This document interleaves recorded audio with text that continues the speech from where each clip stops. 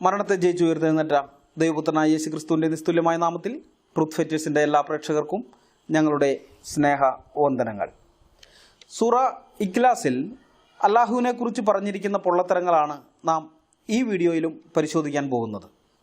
കഴിഞ്ഞ വീഡിയോയിൽ അള്ളാഹുവിൻ്റെ ഏകത്വം എപ്രകാരമുള്ളതാണ് എന്ന് നാം പരിശോധിക്കുകയുണ്ടായി. ജാഹിലിയ കാലഘട്ടത്തിൽ കഅബയിലുണ്ടായിരുന്ന 360 അറേബ്യൻ ഗോത്രദേവന്മാരിൽ ഒരുവൻ മാത്രമാണ് അള്ളാഹു. അല്ലാതെ ബൈബിൾ വെളിപ്പെടുത്തുന്ന തരത്തിലുള്ള ഒരു ഏകത്വം അള്ളാഹുവിനില്ല എന്ന് നാം കണ്ടു കഴിഞ്ഞതാണ്. കഴിഞ്ഞ വീഡിയോയ്ക്കെതിരെ ധാരാളം കമൻറ്റുകൾ ഇസ്ലാമിക പക്ഷത്തു നിന്നും വന്നിരുന്നു. അഹദുൻ എന്ന വാക്കിൻ്റെ അർത്ഥം എന്താണെന്ന് എനിക്കറിയില്ല എന്നും അഹദ് എന്നാൽ ഏകൻ എന്ന് മാത്രമാണ് അർത്ഥം എന്നുമൊക്കെയായിരുന്നു ആ കമൻറ്റുകളുടെ ഉള്ളടക്കം. അത് ഞാൻ പ്രതീക്ഷിച്ചിരുന്നതുമാണ്. ഇവരിതിങ്ങനെ വെളുപ്പിക്കാൻ വരുമെന്നും അതിനുള്ള മറുപടി അടുത്ത വീഡിയോയിൽ കൊടുക്കാമെന്നും ഞാൻ ആദ്യത്തെ വീഡിയോ റെക്കോർഡ് ചെയ്യുന്ന ആ സമയത്ത് തന്നെ തീരുമാനിച്ചിരുന്നതാണ്. അതുകൊണ്ടാണ് കമൻറ്റ് ബോക്സിൽ വന്ന് ഞാൻ ആർക്കും മറുപടി പറയാതിരുന്നത്. മുസ്ലിങ്ങൾ ഇന്ന് ഉപയോഗിച്ചു കൊണ്ടിരിക്കുന്ന കെയ്റോ ഖുർആനിൽ ഏകദേശം 64 ഇടങ്ങളിൽ അഹദുൻ അല്ലെങ്കിൽ അഹദിൻ എന്ന പദം ഉപയോഗിച്ചിട്ടുണ്ട്.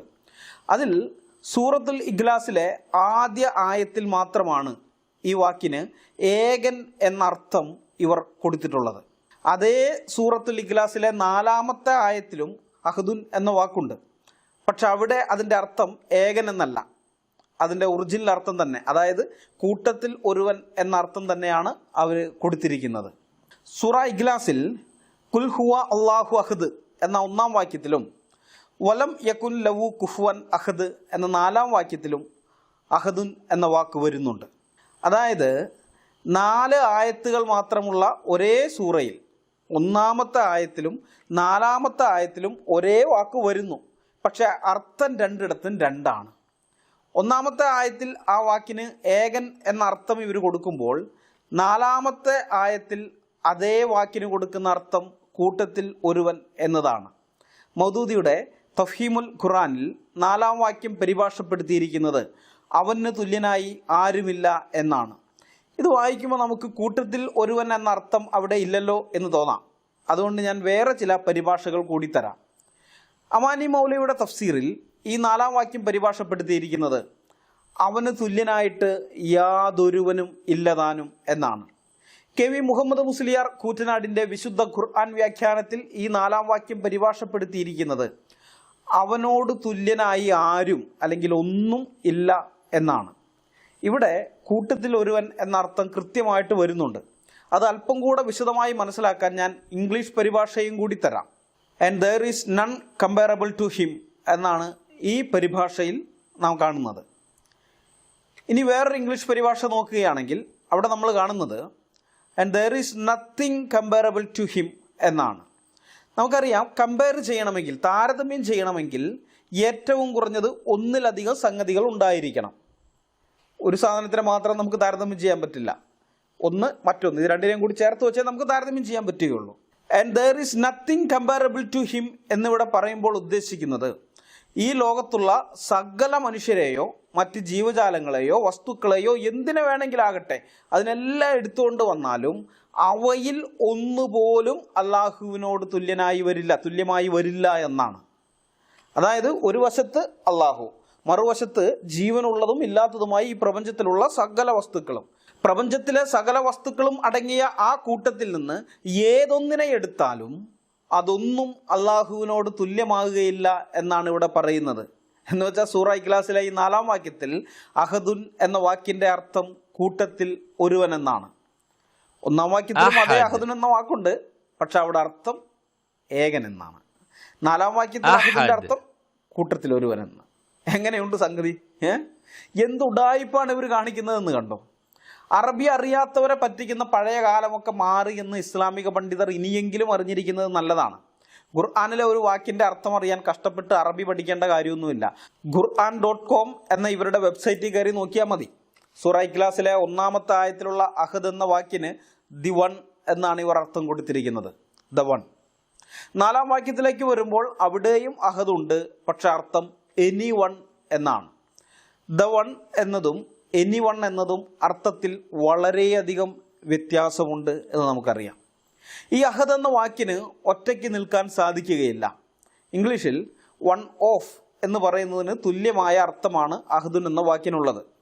വൺ ഓഫ് എന്ന് മാത്രം പറഞ്ഞാൽ അത് കൃത്യമായൊരർത്ഥം ദ്യോതിപ്പിക്കുന്നില്ല. വൺ ഓഫ് 10 അല്ലെങ്കിൽ വൺ ഓഫ് 100 അല്ലെങ്കിൽ വൺ ഓഫ് 1000 എന്നൊക്കെ പറഞ്ഞാലേ അതിൻ്റെ അർത്ഥം കിട്ടുകയുള്ളൂ. അതായത് 10-1 അല്ലെങ്കിൽ 100-1 അല്ലെങ്കിൽ 1000-1 എന്നൊക്കെ പറയുന്ന ആ ഒരു അർത്ഥം. അല്ലാതെ വൺ ഓഫ് എന്ന് മാത്രം പറഞ്ഞാൽ ആ വാക്ക് അപൂർണമാണ്. അതിനോടൊപ്പം വേറെ എന്തെങ്കിലും കൂടി വേണം, എങ്കിലേ അത് പൂർണ്ണമാവുകയുള്ളൂ. അതുകൊണ്ടാണ് അഹദുൻ എന്ന പദത്തെക്കുറിച്ച് അബുൽ അലാ മൗദൂദി പറഞ്ഞത്, സാധാരണഗതിയിൽ ഈ പദം മറ്റൊന്നിനെ അതിനോട് ഘടിപ്പിച്ചുകൊണ്ടോ അതിനെ മറ്റൊന്നിനോട് ഘടിപ്പിച്ചുകൊണ്ടോ ആണ് ഉപയോഗിക്കുക എന്ന്. കാരണം അറബി വ്യാകരണം അനുസരിച്ച് ഒറ്റയ്ക്ക് നിൽക്കാനുള്ള കെൽപ്പ് അഹദ് എന്ന വാക്കിനില്ല. അഹദ് എന്ന വാക്ക് കേവലം ഒരാളെ മാത്രം വിശേഷിപ്പിക്കാൻ ഉപയോഗിച്ചാൽ അറബി ഭാഷയിൽ അത് വ്യാകരണ പിശകാണ്. അതുകൊണ്ടാണ് മൗദൂദി പറഞ്ഞത് അള്ളാഹുവിനെ അഹദ് എന്ന് വിശേഷിപ്പിച്ചിട്ടുള്ളത് അറബി ഭാഷയിൽ ഈ പദത്തിൻ്റെ അസാധാരണമായ പ്രയോഗമാണ് എന്ന്. അത് വ്യാകരണ തെറ്റാണെന്നല്ല മൗദൂദി പറയുന്നത്, അസാധാരണ പ്രയോഗമാണെന്നാണ്. വ്യാകരണ പിശകിനെ വെളുപ്പിച്ചെടുക്കാൻ വേണ്ടിയാണ് മൗദൂദി ഇവിടെ ശ്രമിക്കുന്നത്. ഇസ്ലാമിക പണ്ഡിതന്മാർ സത്യസന്ധതയുള്ളവരായിരുന്നെങ്കിൽ ഇവർ സൂറ 112 1-ാം വാക്യം പരിഭാഷപ്പെടുത്തേണ്ടിയിരുന്നത് പറയുക കാര്യം അള്ളാഹു പലതിൽ ഒരുവൻ എന്നതാകുന്നു എന്നായിരിക്കണം. കൃത്യമായ പരിഭാഷ എന്ന് പറയുന്നത് അതാണ്. അല്ലാതെ പറയുക കാര്യം അള്ളാഹു ഏകനാണ് എന്നതാകുന്നു എന്നതല്ല. അത് ഇസ്ലാമിക പണ്ഡിതന്മാരുടെ വ്യാഖ്യാന ഫാക്ടറിയിൽ നിന്നും പുറത്തു വരുന്ന വ്യാഖ്യാനോൽപ്പന്നം മാത്രമാണ്. അത് നമ്മൾ മനസ്സിലാക്കിയിരിക്കണം. ഞങ്ങളുടെ വീഡിയോകൾക്ക് കീഴിൽ കമൻ്റ് ഇടാൻ വരുന്ന എല്ലാ മുസ്ലിം സുഹൃത്തുക്കളും പ്രത്യേകം ഓർത്തിരിക്കേണ്ട ഒരു കാര്യമുണ്ട്. ഞങ്ങളൊരു വീഡിയോ ചെയ്യുന്നത് കുറേയേറെ ഗവേഷണം നടത്തിയിട്ടാണ്. കിട്ടാവുന്നിടത്ത് നിന്നെല്ലാം ഞങ്ങൾ ഇൻഫോർമേഷൻ കളക്ട് ചെയ്യും. ഞങ്ങളൊരു കാര്യം പറഞ്ഞാൽ അതിനെതിരെ വരാനിടയുള്ള വാദങ്ങൾ എന്തൊക്കെയാണെന്ന് ഞങ്ങൾ മുന്നേ തന്നെ പരിശോധിക്കും. അതിനുള്ള ഖണ്ഡനം എന്തായിരിക്കണം എന്ന് ഞങ്ങൾ മുൻകൂട്ടി നോക്കി വയ്ക്കും. ഇതൊക്കെ കഴിഞ്ഞിട്ടാണ് ഞങ്ങളൊരു വീഡിയോ ഇറക്കുന്നത്. ഞങ്ങൾക്ക് വേണമെങ്കിൽ നിങ്ങളുടെ പണ്ഡിതന്മാരെ പോലെ ദിവസവും ഓരോ വീഡിയോ വെച്ച് ഇറക്കാം. അതിനുള്ള മെറ്റീരിയൽസൊക്കെ ഞങ്ങളുടെ കൈവശമുണ്ട്. പക്ഷെ ഞങ്ങളത് മനഃപൂർവ്വം വേണ്ടെന്ന് വെച്ചതാണ്. സമയമെടുത്ത് കൂടുതൽ വിവരങ്ങൾ എത്രമാത്രം ശേഖരിക്കാമോ അത്രമാത്രം ശേഖരിച്ചതിന് ശേഷം മാത്രം ഓരോ വീഡിയോയും ഇറക്കിയാൽ മതി എന്നാണ് ഞങ്ങളുടെ തീരുമാനം. ഇവിടെ കമൻ്റ് ഇടാൻ വരുമ്പോൾ ആ ബോധം നിങ്ങൾക്ക് ഉണ്ടായിരിക്കണം. കഴിഞ്ഞ വീഡിയോയ്ക്ക് കീഴെ വന്ന് ഞങ്ങൾക്ക് അറബി അറിയില്ല എന്നൊക്കെ പറഞ്ഞ് നിങ്ങൾ പരിഹസിച്ചത് കൊണ്ടാണ് ഞങ്ങൾ ഇത്ര വിശദമായിട്ടിത് പറഞ്ഞത്. അതല്ലെങ്കിൽ സൂറ ഇഖ്ലാസിലെ ബാക്കി കാര്യങ്ങളും കൂടി പറഞ്ഞ് ഈ ഒരു എപ്പിസോഡോടുകൂടി ഇത് ഞങ്ങൾ അവസാനിപ്പിച്ചേനെ. പക്ഷെ നിങ്ങളുടെ ആ കമൻസ് കാരണം എനിക്ക് ഇത്രയും സമയമെടുത്ത് അതിന് മറുപടി പറയേണ്ടി വന്നു. അതുകൊണ്ട് സൂറ ഇഖ്ലാസിനെ നിരൂപണം ചെയ്യുന്നത് ഞാൻ അടുത്ത എപ്പിസോഡിലേക്ക് കൂടി നീട്ടുകയാണ്. ബാക്കിയുള്ള 3 ആയത്തുകളും ഈ ഒറ്റ എപ്പിസോഡിൽ തീർക്കാമെന്നായിരുന്നു ഞാൻ വിചാരിച്ചിരുന്നത്. പക്ഷെ നിങ്ങൾ ഞങ്ങളെ പരിഹസിക്കാൻ വന്നതുകൊണ്ട് ഈ എപ്പിസോഡിൽ ഞാൻ 2-ാമത്തെ ആയത്ത് മാത്രമേ നിരൂപണം ചെയ്യുന്നുള്ളൂ. കൂടുതൽ വിശദീകരിച്ച് തന്നെ പറയാമെന്നാണ് ഞാൻ വിചാരിക്കുന്നത്. ഇത്രയൊന്നും ഇപ്പം ഞാൻ പറയാൻ പോകുന്ന ഈ കാര്യം ഇത്രയും വിശദീകരിച്ച് പറയണമെന്ന് ഞാൻ വിചാരിച്ചിരുന്നല്ല. അതൊന്ന് ചുരുക്കി പറയാം. പിന്നെ ബാക്കിയുള്ള 2 ആയത്തും കൂടി പറഞ്ഞ് ഇതങ്ങ് അവസാനിപ്പിക്കാമെന്ന് വെച്ചതാണ്.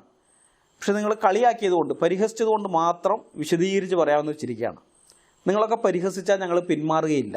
കൂടുതൽ ശക്തമായും വ്യക്തമായും കൃത്യമായും ഞങ്ങൾക്ക് പറയാനുള്ളത് ഞങ്ങൾ വിശദമായി തന്നെ പറയുമെന്ന് നിങ്ങൾ അറിഞ്ഞിരിക്കാൻ വേണ്ടിയാണ് അടുത്ത എപ്പിസോഡിലേക്കും കൂടി ഇത് നീട്ടാമെന്ന് വെച്ചത്. സൂറ ഇഖ്ലാസിലെ അടുത്ത ആയത്ത്, അതായത് 2-ാമത്തെ ആയത്ത് അള്ളാഹു സമദ് എന്നതാണ്. സൂറ ഇഖ്ലാസ് ഒരിക്കൽ കൂടി വായിക്കാം. നബിയെ പറയുക കാര്യം അള്ളാഹു ഏകനാണ് എന്നതാകുന്നു. അള്ളാഹു ഏവർക്കും ആശ്രയമായിട്ടുള്ളവനാകുന്നു. അവനാർക്കും ജന്മം നൽകിയിട്ടില്ല, ആരുടെയും സന്തതിയായി ജനിച്ചിട്ടുമില്ല. അവന് തുല്യനായി ആരും ഇല്ലതാനും. സൂറ 112. അള്ളാഹു സമദ് എന്ന വാക്കിനെയാണ് അള്ളാഹു ഏവർക്കും ആശ്രയമായിട്ടുള്ളവനാകുന്നു എന്നിവിടെ പരിഭാഷപ്പെടുത്തിയിരിക്കുന്നത്. വാസ്തവത്തിൽ സ്വമദ് എന്ന വാക്കിൻ്റെ കൃത്യമായ അർത്ഥം എന്താണെന്ന് ഇസ്ലാമിക പണ്ഡിതന്മാർക്ക് ആർക്കും യാതൊരു പിടിയുമില്ല എന്നുള്ളതാണ് സത്യം. അവർക്കറിയില്ല ഈ വാക്കിൻ്റെ അർത്ഥം എന്താണെന്ന്. അതുകൊണ്ട് ഓരോ പണ്ഡിതന്മാരും അവരുടെ ഊഹങ്ങൾക്കനുസരിച്ച് ഈ വാക്കിന് പല പല അർത്ഥങ്ങളാണ് കൊടുക്കുന്നത്. പരസ്പര ബന്ധമില്ലാത്ത പല പല അർത്ഥങ്ങൾ. ഇത് ഞാൻ വെറുതെ പറയുന്നതല്ല, ചില ഉദാഹരണങ്ങൾ തരാം. അബുൽ അലാ മൗദൂദിയുടെ തഫീമുൽ ഖുർആനിൽ അള്ളാഹു സമദ് എന്ന വാക്യം പരിഭാഷപ്പെടുത്തിയിരിക്കുന്നത് ഇപ്രകാരമാണ്: അള്ളാഹു ആരുടെയും ആശ്രയം വേണ്ടാത്തവനും എല്ലാവരാലും ആശ്രയിക്കപ്പെടുന്നവനും ആകുന്നു. ഇതിൻ്റെ വ്യാഖ്യാനത്തിൽ മൗദൂദി സാഹിബ് പറയുന്നത് ഇങ്ങനെയാണ്: അള്ളാഹു സമദ് എന്ന സൂക്തത്തിന് സ്വഹബാത്തിൽ നിന്നും താബീകളിൽ നിന്നും പിൽക്കാല പണ്ഡിതന്മാരിൽ നിന്നും ഉദ്ധരിക്കപ്പെട്ട വ്യാഖ്യാനങ്ങൾ താഴെ ഉദ്ധരിക്കാം. ഹസ്രത്ത് അലി, ഇക്രിമ, ഈ രണ്ട് പണ്ഡിതന്മാരുടെയാണ് അദ്ദേഹം ആദ്യമായിട്ട് ഉദ്ധരിക്കുന്നത്. അവർ പറയുന്ന ഇതിങ്ങനെയാണ്: തനിക്ക് മീതെ ആരുമില്ലാത്തവനാരോ അവനാകുന്നു സ്വമദ്. അബ്ദുല്ലാഹിബ്നു മസൂദ്, അബ്ദുല്ലാഹിബ്നു അബ്ബാസ്, അബൂ വാഇൽ, ഷക്കീഖുബ്നു സലമ, ഈ പണ്ഡിതന്മാരുടെ അഭിപ്രായമാണ് പിന്നെ പറയുന്നത്.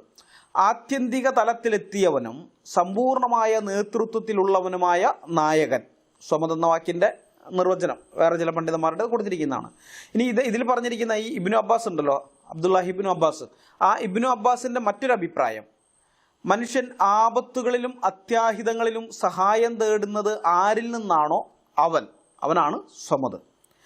ഇനി അതേ അബ്ദുല്ലാഹിബ്നു അബ്ബാസിന്റെ മറ്റൊരു അഭിപ്രായം ഇങ്ങനെയാണ്: നേതൃത്വത്തിലും പവിത്രതയിലും മഹത്വത്തിലും വിവേകത്തിലും സഹനത്തിലും ജ്ഞാനത്തിലും യുക്തിയിലുമെല്ലാം സമ്പൂർണനായ നായകൻ. ഇനി അടുത്തത് അബൂ ഹുറൈറ, അദ്ദേഹത്തിന്റെ അഭിപ്രായത്തിൽ സ്വമദ് എന്ന വാക്കിന്റെ അർത്ഥം ഇങ്ങനെയാണ്: ആരെയും ആശ്രയിക്കാത്ത സ്വയം പര്യാപ്തനും എല്ലാവരാലും ആശ്രയിക്കപ്പെടുന്നവനും. ഇക്രിമയുടെ മറ്റൊരഭിപ്രായം: യാതൊരുവനിൽ നിന്ന് യാതൊന്നും ഒരിക്കലും പുറത്തു പോയിട്ടില്ലയോ പോവുകയുമില്ലയോ അവനാകുന്നു സ്വമദ്, തീനും കുടിയും ഇല്ലാത്തവൻ. ഷാബിയിൽ നിന്നും മുഹമ്മദ് ഇബ്നു കാബിൽ ഖുറളയിൽ നിന്നും ഇതിന് സമാനമായ അർത്ഥങ്ങൾ ഉദ്ധരിക്കപ്പെട്ടിട്ടുണ്ട്. ഇനി സുദ്ദി എന്ന ഇസ്ലാമിക പണ്ഡിതന്റെ അഭിപ്രായമാണ് അടുത്തതായിട്ട് പറയുന്നത്: ജനം ആഗ്രഹ സാഫല്യത്തിന് വേണ്ടി ആരെ ആശ്രയിക്കുന്നുവോ, ആപത്ത് വേളകളിൽ ആരോട് തുണ തേടുന്നുവോ അവനാകുന്നു സ്വമദ്. സയ്യിദ് ഇബ്നു ജുബൈർ എന്ന പണ്ഡിതന്റെ അഭിപ്രായം: തൻ്റെതായ സകല ഗുണങ്ങളിലും കർമ്മങ്ങളിലും സർവസമ്പൂർണൻ. റബീ ഇബ്നു അനസ് എന്ന പണ്ഡിതന്റെ അഭിപ്രായമാണ് അടുത്തത്. സ്വമദ് എന്ന വാക്കിന് അദ്ദേഹം കൊടുക്കുന്ന നിർവചനം ഇങ്ങനെയാണ്: ആപത്തുകൾക്ക് അതീതനായവൻ. മുഖാദിൽ ഇബ്നു ഹയ്യാൻ എന്ന ഇസ്ലാമിക പണ്ഡിതന്റെ അഭിപ്രായം: അന്യൂനൻ, ഒരു ന്യൂനതയും ഇല്ലാത്തവൻ.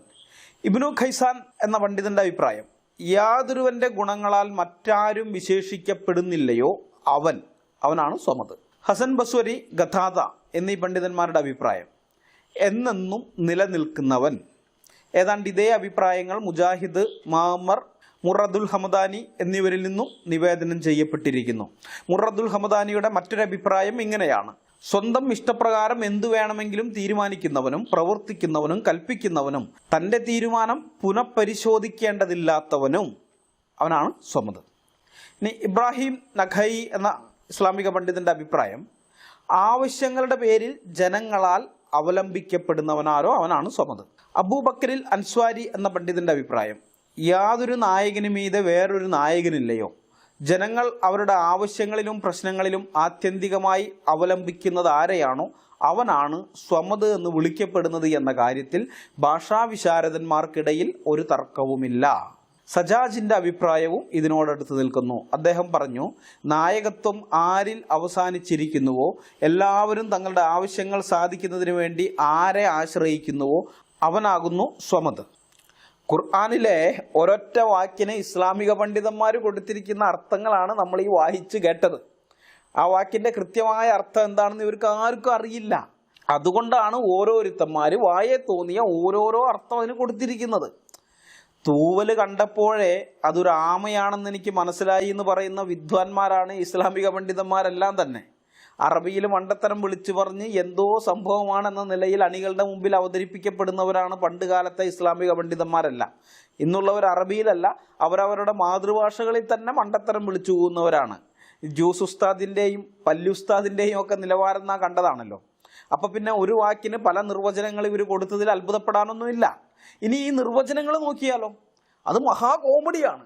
തിയോളജിയുടെ ബാലപാഠമെങ്കിലും അറിയാവുന്ന ഒരാളും ദൈവത്തിൻ്റെ സത്തയെയോ ഗുണത്തെയോ സ്വഭാവത്തെയോ വിശേഷിപ്പിക്കാൻ ഉപയോഗിക്കാത്ത കാര്യങ്ങളാണ് ഇവന്മാർ അടിച്ചു വിട്ടിരിക്കുന്നത്.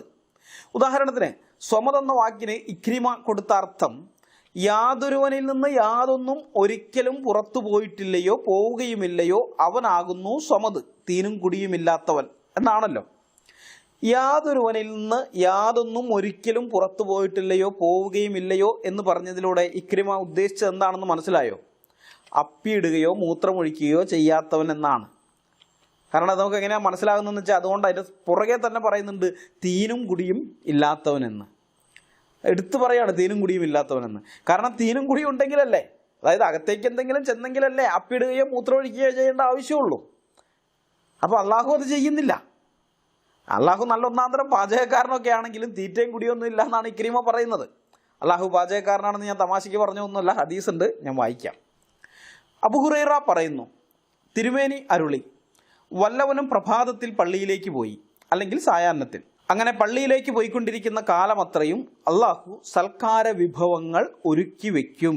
സ്വഹീഹുൽ ബുഖാരി അധ്യായം 10 ഹദീസ് നമ്പർ 380. ഈ മുസ്ലിം പുരുഷന്മാർ പള്ളിയിൽ പോയി തിരിച്ചു വരുമ്പോഴേക്കും അവർക്ക് കഴിക്കാനുള്ളതൊക്കെ ഉണ്ടാക്കി വെക്കുന്ന അവരുടെ വീട്ടിലെ സ്ത്രീകളെ പോലെയുള്ള ഒരു പാചകക്കാരനാണ് അള്ളാഹു എന്ന് ഈ ഹദീസിൽ നിന്ന് നമുക്ക് മനസ്സിലാക്കാം.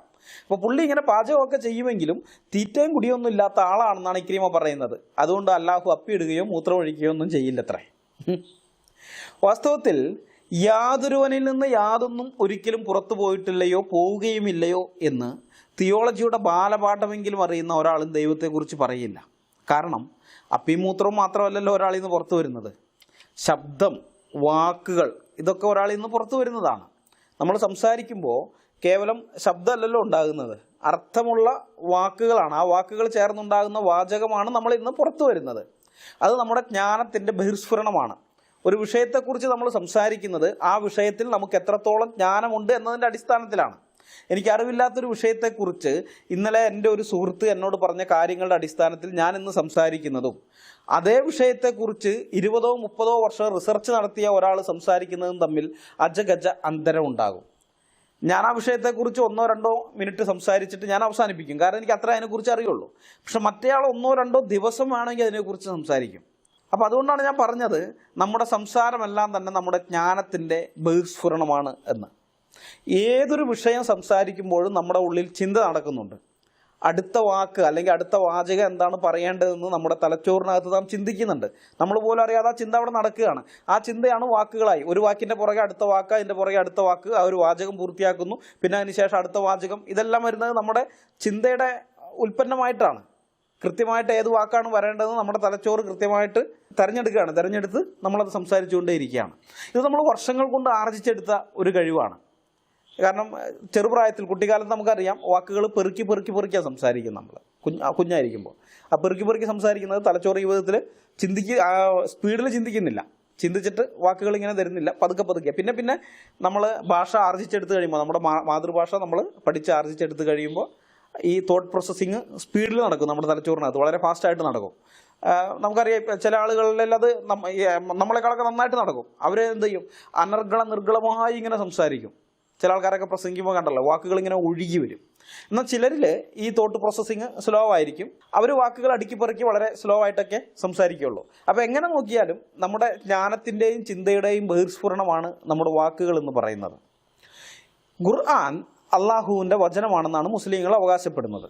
അത് അള്ളാഹുവിൻ്റെ വചനമാണെങ്കിൽ തീർച്ചയായും അത് അള്ളാഹുവിൽ നിന്ന് പുറത്തു വന്നതായിരിക്കണം. അതായത് അള്ളാഹുവിൻ്റെ ജ്ഞാനവും അള്ളാഹുവിൻ്റെ ചിന്തയും പുറത്തേക്ക് വന്നതാണ് ഖുർആൻ.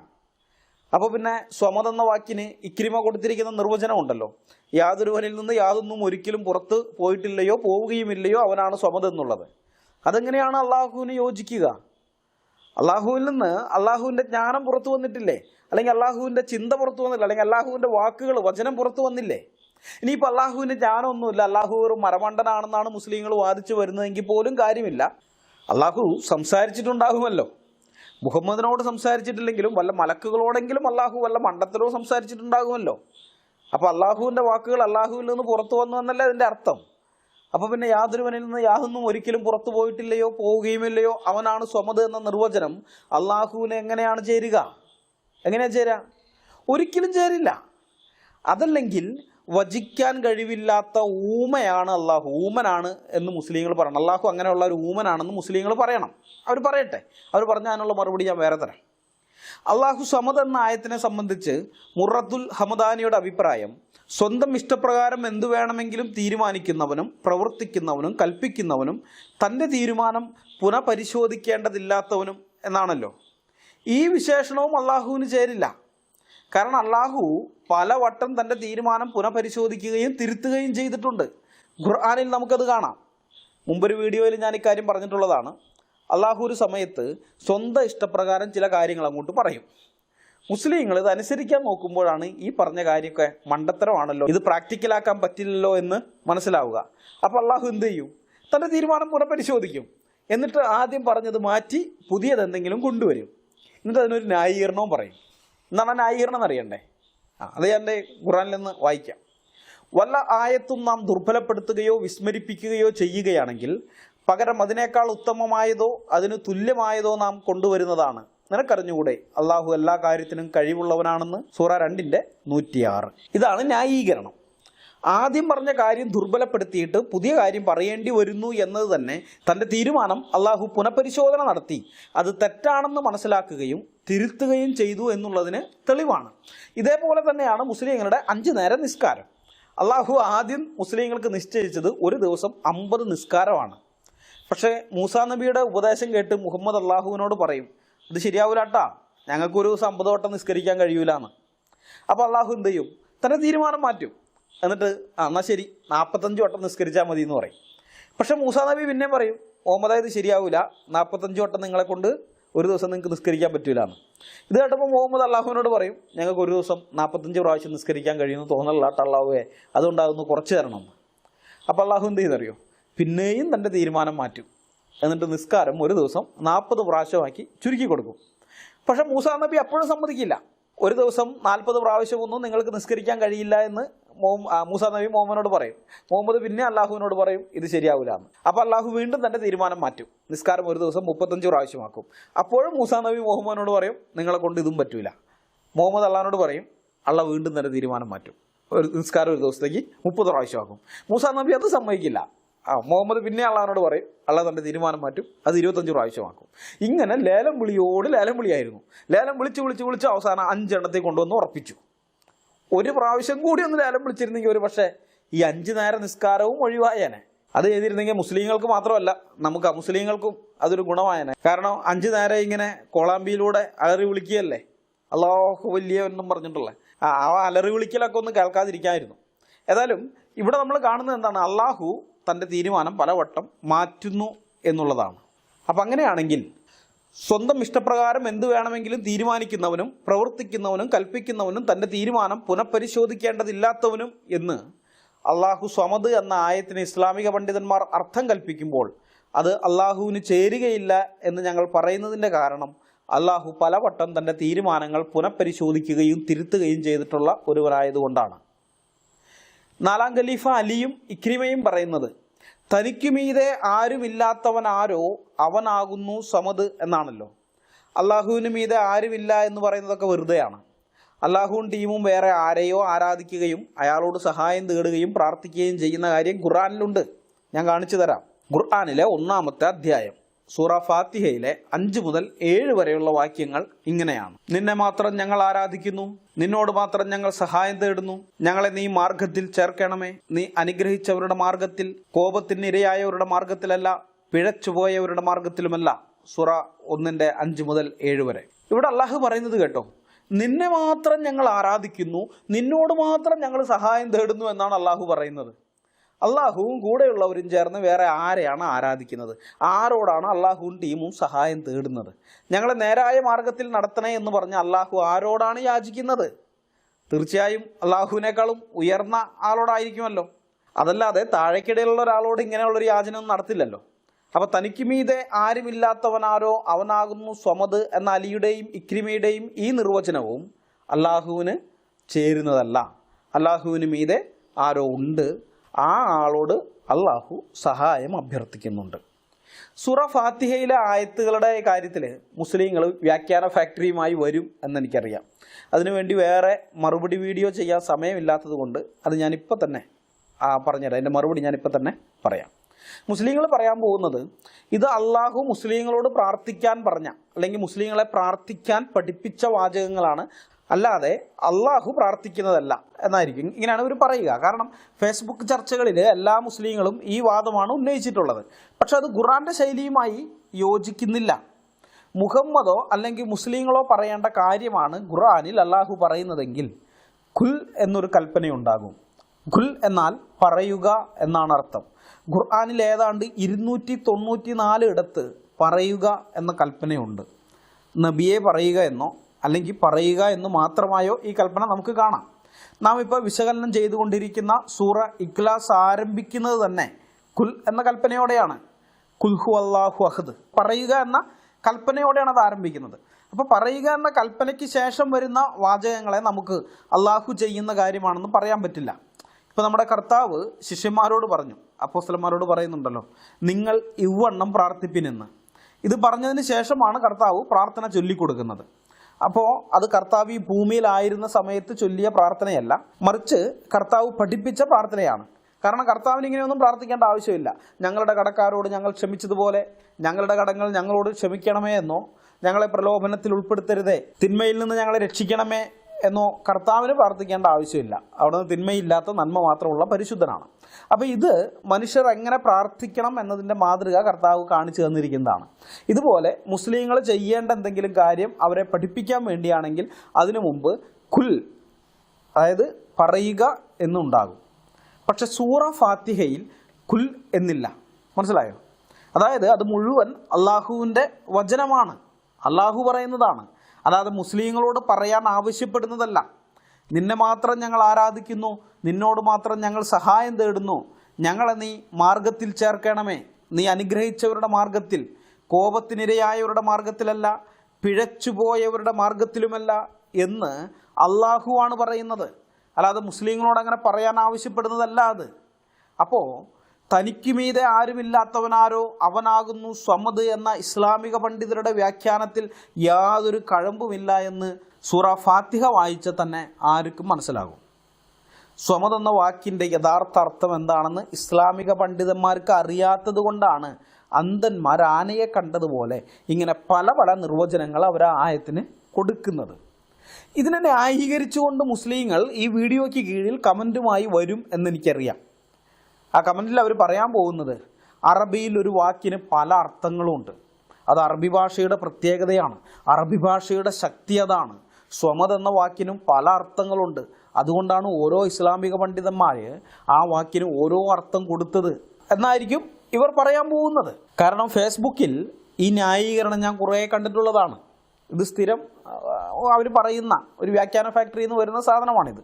ഭാഷയെക്കുറിച്ചോ വ്യാകരണത്തെക്കുറിച്ചോ ഇക്കൂട്ടർക്ക് ഒരക്ഷരം പോലും അറിയാത്തത് കൊണ്ടാണ് ഇങ്ങനെ ഒരു ന്യായീകരണവുമായി വരുന്നത്. ഭാഷ എന്ന് പറയുന്നത് ആശയവിനിമയത്തിനുള്ളതാണ്. ഒരു വ്യക്തിയുടെ ഉള്ളിലുള്ള ആശയത്തെ കൃത്യമായി മറ്റൊരു വ്യക്തിയിലേക്ക് പകർന്നു കൊടുക്കുന്നതിന് ഉപയോഗിക്കുന്ന മാധ്യമത്തെയാണ് നാം ഭാഷ എന്ന് വിളിക്കുന്നത്. ആശയവിനിമയം കൃത്യമാകണമെന്നുണ്ടെങ്കിൽ ഒരു വാക്കിന് ഒരർത്ഥം മാത്രമേ ഉണ്ടാകാൻ പാടുള്ളൂ. പല അർത്ഥങ്ങളുണ്ടെങ്കിൽ ഒരാൾ ഒരു കാര്യം പറഞ്ഞാൽ അതിലെ വാക്കുകളുടെ അർത്ഥം ഓരോരുത്തരും ഓരോ വിധത്തിലാണ് എടുക്കുക. ഫലത്തിൽ അയാൾ എന്താണോ ഉദ്ദേശിച്ചത് അത് മറ്റുള്ളവരിലേക്ക് എത്തുകയില്ല. ഉദാഹരണത്തിന് കം ഹിയർ എന്നുള്ളത് ഒരു വാക്കാണെന്ന് വിചാരിക്കുക. അതൊരു വാക്കല്ല, രണ്ട് വാക്കാണ്. കം എന്നുള്ളതും ഹിയർ എന്നുള്ളതും രണ്ട് വാക്കാണ്, ഇംഗ്ലീഷിലുള്ള രണ്ട് വാക്കാണ്. എന്നാൽ അത് ഒറ്റ വാക്കാണെന്ന് വിചാരിക്കുക. കം ഹിയർ എന്നുള്ളത് ഒരു വാക്കാണ്, അതിന് പല അർത്ഥങ്ങളുണ്ടെന്ന് വിചാരിക്കുക. അതായത് അങ്ങോട്ട് പോവുക എന്നൊരർത്ഥം, അപ്പുറത്തേക്ക് മാറി നിൽക്കുക എന്ന് വേറൊരർത്ഥം, ഇങ്ങോട്ട് വരിക എന്ന് മറ്റൊരർത്ഥം. ഇങ്ങനെ വ്യത്യസ്തമായ പല അർത്ഥങ്ങൾ കം ഹിയർ എന്നുള്ള വാക്കിനുണ്ടെന്നിരിക്കട്ടെ. അപ്പോൾ ഒരു കൂട്ടം ആളുകൾ ഇങ്ങനെ നിൽക്കുമ്പോൾ ഞാൻ മാറി നിന്നിട്ട് അവിടെ നിന്നിട്ട് പറയാണ് കം ഹിയർ എന്ന് ഞാൻ പറയുകയാണെന്ന് വെച്ചോ. അവരെന്തായിരിക്കും ചെയ്യുക? കുറച്ച് പേർ അപ്പുറത്തേക്ക് മാറി നിൽക്കും, കുറച്ച് പേർ അങ്ങോട്ട് പോകും, കുറച്ച് പേർ എൻ്റെ അടുത്തേക്ക് വരും. ഇതായിരിക്കും സംഭവിക്കുക. എന്നാൽ കം ഹിയർ എന്നതിന് ഇവിടെ വരിക എന്ന ഒരർത്ഥം മാത്രമേ ഉള്ളൂവെങ്കിൽ ഈ പ്രശ്നം ഉണ്ടാകില്ല. ഒരാൾ കം ഹിയർ എന്ന് പറഞ്ഞാൽ എല്ലാവരും എന്ത് ചെയ്യും? അയാളുടെ അടുത്തേക്ക് വരും. അപ്പോൾ കൃത്യമായ ആശയവിനിമയം നടക്കുന്നതിന് ഏറ്റവും അനുപേക്ഷണീയമായിരിക്കുന്നത് ഒരു വാക്കിന് ഒരു അർത്ഥം മാത്രം ഉണ്ടാവുക എന്നുള്ളതാണ്. അല്ലാതെ മുസ്ലിങ്ങൾ പറയുന്നത് പോലെ ഒരു വാക്കിന് കുറേ അർത്ഥങ്ങൾ ഉണ്ടാവുക എന്നതല്ല.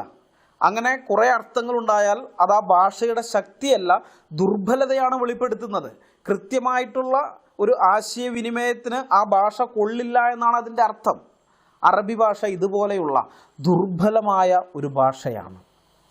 സാന്ദർഭികമായി ഞാൻ ഗ്രീക്ക് ഭാഷയെക്കുറിച്ച് കൂടി പറയാം. പുതിയ നിയമം എഴുതിയത് ഗ്രീക്ക് ഭാഷയിലായതുകൊണ്ടാണ് ഞാൻ അതിനെക്കുറിച്ച് പറയുന്നത്. ഗ്രീക്ക് ഭാഷയ്ക്ക് അലക്സാണ്ടർ ചക്രവർത്തി നൽകിയ സംഭാവനയെക്കുറിച്ച് പ്രചാരത്തിലുള്ള ഒരു ഐതിഹ്യമുണ്ട്.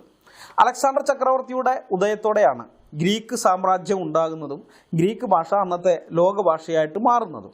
ഓരോ പ്രദേശവും അലക്സാണ്ടറുടെ സൈന്യം ആക്രമിച്ച് കീഴടക്കി കഴിയുമ്പോൾ കുറച്ച് മാസങ്ങൾ അവരവിടെ ആ പ്രദേശത്ത് താമസിക്കും. അത് കഴിഞ്ഞിട്ടാണ് പിന്നെ അടുത്ത പ്രദേശം ആക്രമിക്കാനായിട്ട് പോകുന്നത്. ഇങ്ങനെ താമസിക്കാൻ ഉദ്ദേശം എന്താണെന്ന് വെച്ച് കഴിഞ്ഞാൽ സൈനികർക്ക് വിശ്രമം ലഭിക്കാനും പിന്നെ മുറിവ് പറ്റിയ സൈനികരുടെ മുറിവുകൾ ഉണങ്ങാനും ഒക്കെ ആയിട്ടാണ് അതിനുള്ള സമയം. അതിന് വേണ്ടിയിട്ടാണ് കീഴടങ്ങിയ പ്രദേശങ്ങളിൽ അവരിങ്ങനെ കുറച്ച് നാൾ താമസിക്കുന്നത്. ഈ സമയത്താണ് സൈനിക പരേഡിൽ പുതിയ പുതിയ മിലിറ്ററി ഫോർമേഷൻ, അതായത് സൈനിക വിന്യാസങ്ങൾ ഇവർ പരിശീലിക്കുന്നത്. അതിന് മുമ്പത്തേന്ന് വ്യത്യസ്തമായിട്ട് ഏതെങ്കിലും ഒരു മിലിറ്ററി ജനറലിൻ്റെ ചിന്തയിൽ വരുന്നതായിരിക്കാം, അല്ലെങ്കിൽ അലക്സാണ്ടറുടെ ചിന്തയിൽ തന്നെ വരുന്നതായിരിക്കാം. അപ്പോൾ ഈ വിധത്തിലൊരു ഫോർമേഷൻ നടത്തി കഴിഞ്ഞാൽ അത് കാരണം ഇവർ അറിയുന്നുണ്ട്, ചാരന്മാർ മുഖേന അടുത്ത രാജ്യത്തുള്ള സൈന്യത്തിൻ്റെ ശക്തി എത്ര വലുതാണ് എന്നൊക്കെ അറിയുന്നുണ്ട്. അപ്പോൾ അതറിഞ്ഞിട്ടാണ് അതിനുള്ള പരിശീലനം ഇവരിവിടെ നടത്തുകയാണ് ഈ വിശ്രമത്തിൻ്റെ ആ വേളകളിൽ. ആ മിലിറ്ററി ഫോർമേഷൻ ഒക്കെ കഴിഞ്ഞതിന് ശേഷം പിന്നെ യുദ്ധത്തിന് വേണ്ടി പോവുകയാണ്. അപ്പോൾ ഒരു ദിവസം അലക്സാണ്ടർ തൻ്റെ 4 സൈന്യാധിപന്മാരെയും വിളിച്ചുകൂട്ടി പിറ്റേ ദിവസം പുതിയ ഒരു സൈനിക വിന്യാസം പരിശീലിപ്പിക്കാൻ ആവശ്യപ്പെട്ടു. ആ മിലിറ്ററി ഫോർമേഷനെ കുറിച്ച് അലക്സാണ്ടറുടെ മനസ്സിലുള്ള ഐഡിയ അലക്സാണ്ടർ ചക്രവർത്തി 4 സൈനിക മേധാവികൾക്കും വ്യക്തമായിട്ട് വിവരിച്ചു കൊടുത്തു. പിറ്റേന്നാൾ മൈതാനത്ത് പുതിയ സൈനിക വിന്യാസത്തിനുള്ള പരിശീലനം കാണാൻ അലക്സാണ്ടർ വന്നപ്പോൾ അദ്ദേഹം ഞെട്ടിപ്പോയി. കാരണം താൻ പറഞ്ഞതുപോലെയല്ല ഇവിടെ കാര്യങ്ങൾ നടക്കുന്നത്. ചില കൂട്ടർ അതുപോലെ ചെയ്യുന്നു, എന്നാൽ വേറെ ചില ആൾക്കാർ വേറെ വ്യത്യസ്തമായ വിധത്തിലൊക്കെയാണ് ഇവിടെ പരിശീലനം നടക്കുന്നത്. ഈ ഫോർമേഷൻ അലക്സാണ്ടർ ഉദ്ദേശിച്ച വിധത്തിലേ അല്ല. അപ്പോൾ അലക്സാണ്ടർ ഉടനെ തന്നെ 4 സൈന്യാധിപന്മാരെയും അരികെ വിളിച്ചിട്ട് കാര്യം ചോദിച്ചു. തൻ്റെ ഉത്തരവിന് വിരുദ്ധമായി എന്തുകൊണ്ടാണ് ഇങ്ങനെ സംഭവിച്ചത് എന്നാണ് അവരോട് ചോദിക്കുന്നത്. അപ്പോൾ അവരുടെ ചോദ്യത്തിന് അവർ പറഞ്ഞ മറുപടി, താങ്കൾ നിർദ്ദേശിച്ചതുപോലെ തന്നെയാണ് ഞങ്ങളുടെ കീഴിലുള്ള ഉപസൈന്യാധിപന്മാരോട് ഞങ്ങൾ കൽപ്പിച്ചതെന്നായിരുന്നു. അപ്പോൾ ഉടനെ ഈ ഉപസൈന്യാധിപന്മാരെയൊക്കെ അലക്സാണ്ടർ വിളിപ്പിച്ചു. അപ്പോൾ അവർ പറഞ്ഞു, മുകളിൽ നിന്ന് ഞങ്ങൾക്ക് ലഭിച്ച ഉത്തരവാണ് ഞങ്ങളുടെ കീഴിലുള്ള സഹസ്രാധിപന്മാർക്ക്, അതായത് 1000 പേർക്ക് അധിപതിയായിരിക്കുന്ന ഓരോ ദളങ്ങളാണ് സൈന്യം എന്ന് പറയുന്നത്. അലക്സാണ്ടർ അന്നത്തെ കാലത്ത് എല്ലാ സൈന്യവും അങ്ങനെയാണ്. അപ്പോൾ ഈ സഹസ്രാധിപന്മാർക്ക് നൽകി. അപ്പോൾ ഈ സഹസ്രാധിപന്മാരെ വിളിച്ച് ചോദിച്ചപ്പോൾ അവർ പറഞ്ഞു, മുകളിൽ നിന്ന് ഞങ്ങൾക്ക് കിട്ടിയ ഉത്തരവാണ് ഞങ്ങൾ താഴെയുള്ള ഞങ്ങളുടെ കീഴിലുള്ള ശതാധിപന്മാരോട്, അതായത് 100 പേരുടെ അധിപതിയായിരിക്കുന്ന അവരോട് പറഞ്ഞത്. അപ്പോൾ ഈ ശതാധിപന്മാരെ വിളിച്ച് ചോദിച്ചു. അപ്പോൾ അവരുടെ മറുപടി എന്താണ്? ഇവർ പറഞ്ഞൊക്കെ തന്നെയാണ്, മുകളിൽ നിന്ന് ഞങ്ങൾക്ക് കിട്ടിയ ഉത്തരവ് അങ്ങനെ തന്നെ ഞങ്ങൾ താഴേക്ക് പറയുകയാണ്, ഞങ്ങളുടെ കീഴിലുള്ള 100 പേരോട് ഞങ്ങൾ പറഞ്ഞു, അതാണ് അവരവിടെ ചെയ്തുകൊണ്ടിരിക്കുന്നത്. അപ്പോഴാണ് അലക്സാണ്ടറിന് കാര്യം പിടികിട്ടിയത് എന്താണെന്നുള്ളത്. ഗ്രീക്ക് ഭാഷയിൽ ഒരു വാക്കിന് പല അർത്ഥങ്ങൾ ഉണ്ടായിരുന്നതുകൊണ്ട് അലക്സാണ്ടറുടെ കൽപ്പന മുകളിൽ നിന്ന് താഴത്തെ തട്ടിലെത്തിയപ്പോഴേക്കും അലക്സാണ്ടർ ഉദ്ദേശിച്ച കാര്യമല്ല താഴെ തട്ടിലുള്ള സൈനികർക്ക് മനസ്സിലായത്. ഒരു വാക്കിന് പല അർത്ഥങ്ങൾ ഉണ്ടായതുകൊണ്ടാണ് ഇങ്ങനെ സംഭവിച്ചത്. ഇതിൻ്റെ അപകടം അലക്സാണ്ടർക്ക് പെട്ടെന്ന് പിടികിട്ടി.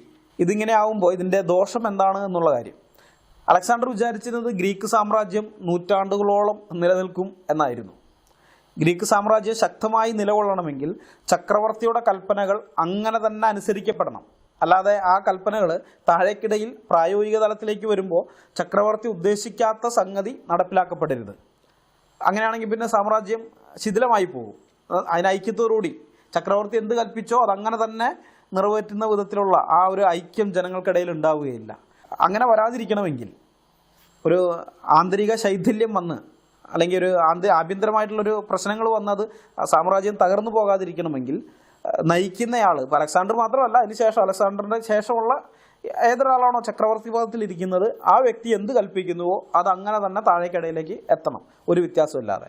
അപ്പം അങ്ങനെ വരണമെങ്കിൽ ഗ്രീക്ക് ഭാഷയിൽ അടിമുടി മാറ്റം വരുത്തണം. അതുകൊണ്ട് അലക്സാണ്ടർ ചക്രവർത്തി ഒരു കൽപ്പന പുറപ്പെടുവിച്ചു.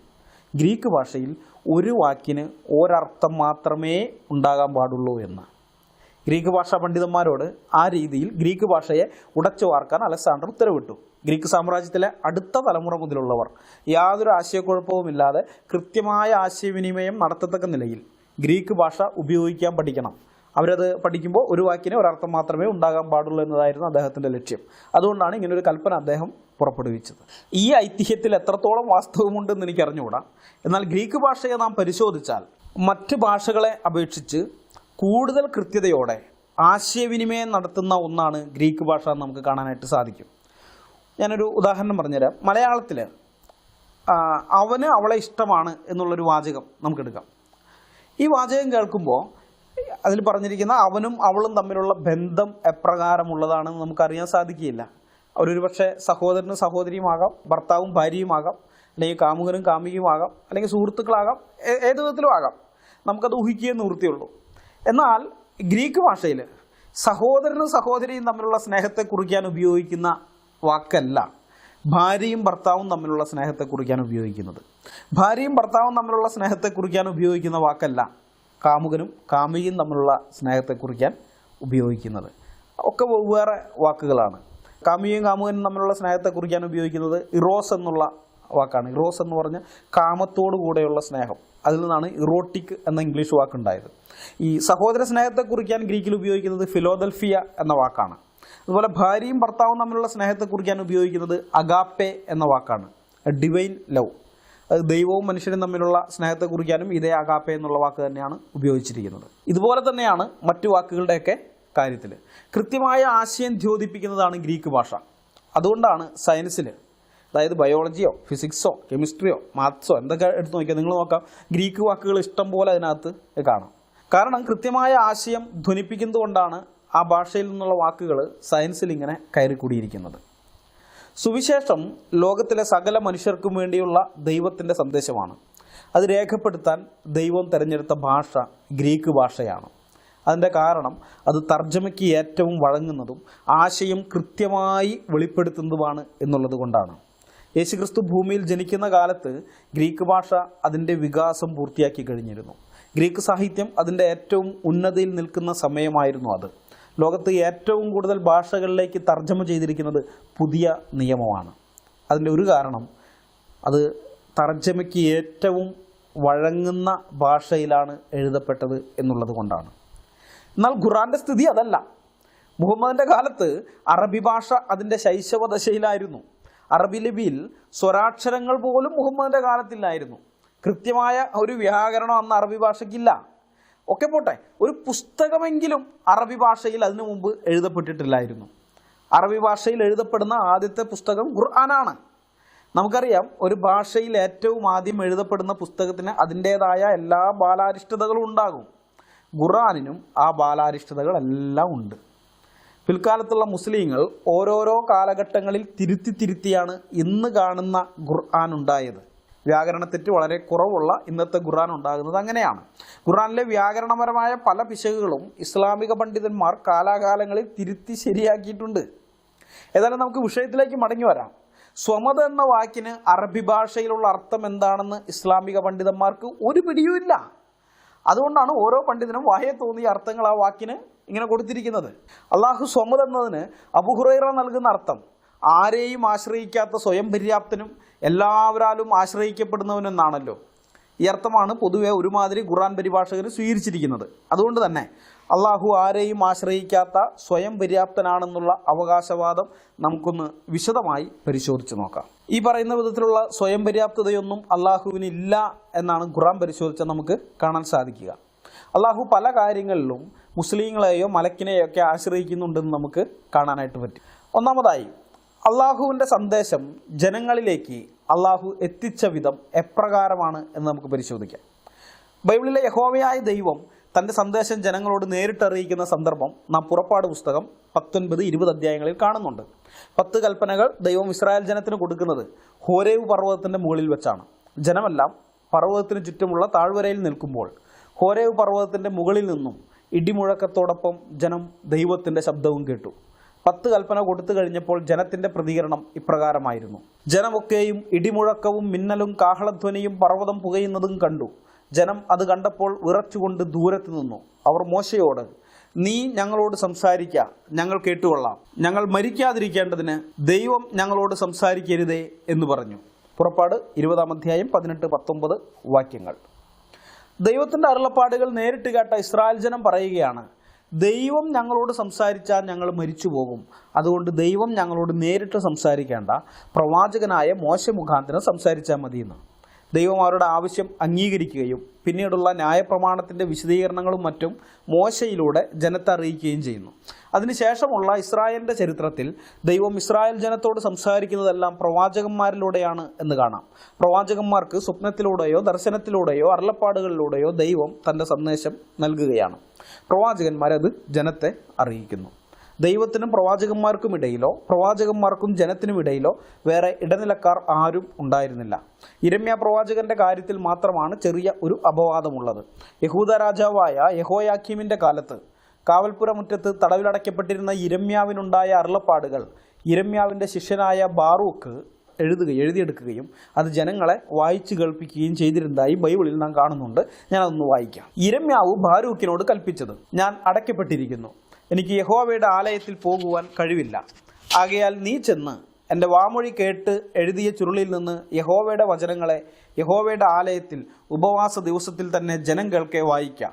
അതത് പട്ടണങ്ങളിൽ നിന്ന് വരുന്ന എല്ലാ യഹൂദയും കേൾക്കെ നീ അത് വായിക്കണം. പക്ഷെ അവർ യഹോവയുടെ മുമ്പിൽ വീണ് അപേക്ഷിച്ചുകൊണ്ട് ഓരോരുത്തൻ താൻ്റെ ദുർമാർഗം വിട്ടു തിരിയും. യഹോവ ഈ ജനത്തിന് വിധിച്ചിരിക്കുന്ന കോപവും ക്രോധവും വലിയതല്ലോ. യിരെമ്യാ പ്രവാചകൻ തന്നോട് കൽപ്പിച്ചതുപോലെയൊക്കെയും നേര്യാവിൻ്റെ മകനായ ബാരൂക്ക് ചെയ്തു. യഹോവയുടെ ആലയത്തിൽ ആ പുസ്തകത്തിൽ നിന്ന് യഹോവയുടെ വചനങ്ങളെ വായിച്ച് കേൾപ്പിച്ചു. യിരെമ്യാ പ്രവാചകന്റെ പുസ്തകം 36 അധ്യായത്തിന്റെ 5 മുതൽ 8 വരെ. ഈ യിരെമ്യാവിന്റെ കാര്യത്തിലൊഴികെ വേറെ ഒരു പ്രവാചകന്റെ കാര്യത്തിലും പ്രവാചകനും ജനത്തിനുമിടയിൽ ഇടനിലക്കാർ ആരും ഉണ്ടായിരുന്നില്ല എന്ന് കാണാം. അതായത് തൻ്റെ സന്ദേശം പ്രവാചകൻ എത്തിച്ചു കൊടുക്കാൻ യഹോവയ്ക്ക് ആരെയും ആശ്രയിക്കേണ്ടതുണ്ടായിരുന്നില്ല. ഇനി ഈ പ്രവാചകന്മാർക്ക് ആ സന്ദേശം ജനങ്ങളെ അറിയിക്കുവാനും ഇടയിൽ വേറെ ആരെയും ആശ്രയിക്കേണ്ട ആവശ്യമുണ്ടായില്ല. യിരെമ്യാവ് ഒരു പ്രത്യേക സന്ദർഭമായതുകൊണ്ടാണ്, അദ്ദേഹത്തെ പിടിച്ച് തുറുങ്കിലടച്ചതുകൊണ്ടാണ് കുറച്ച് നാളത്തേക്ക് അങ്ങനെ ബാറൂക്കിനെ ഉപയോഗിക്കേണ്ടി വന്നത്.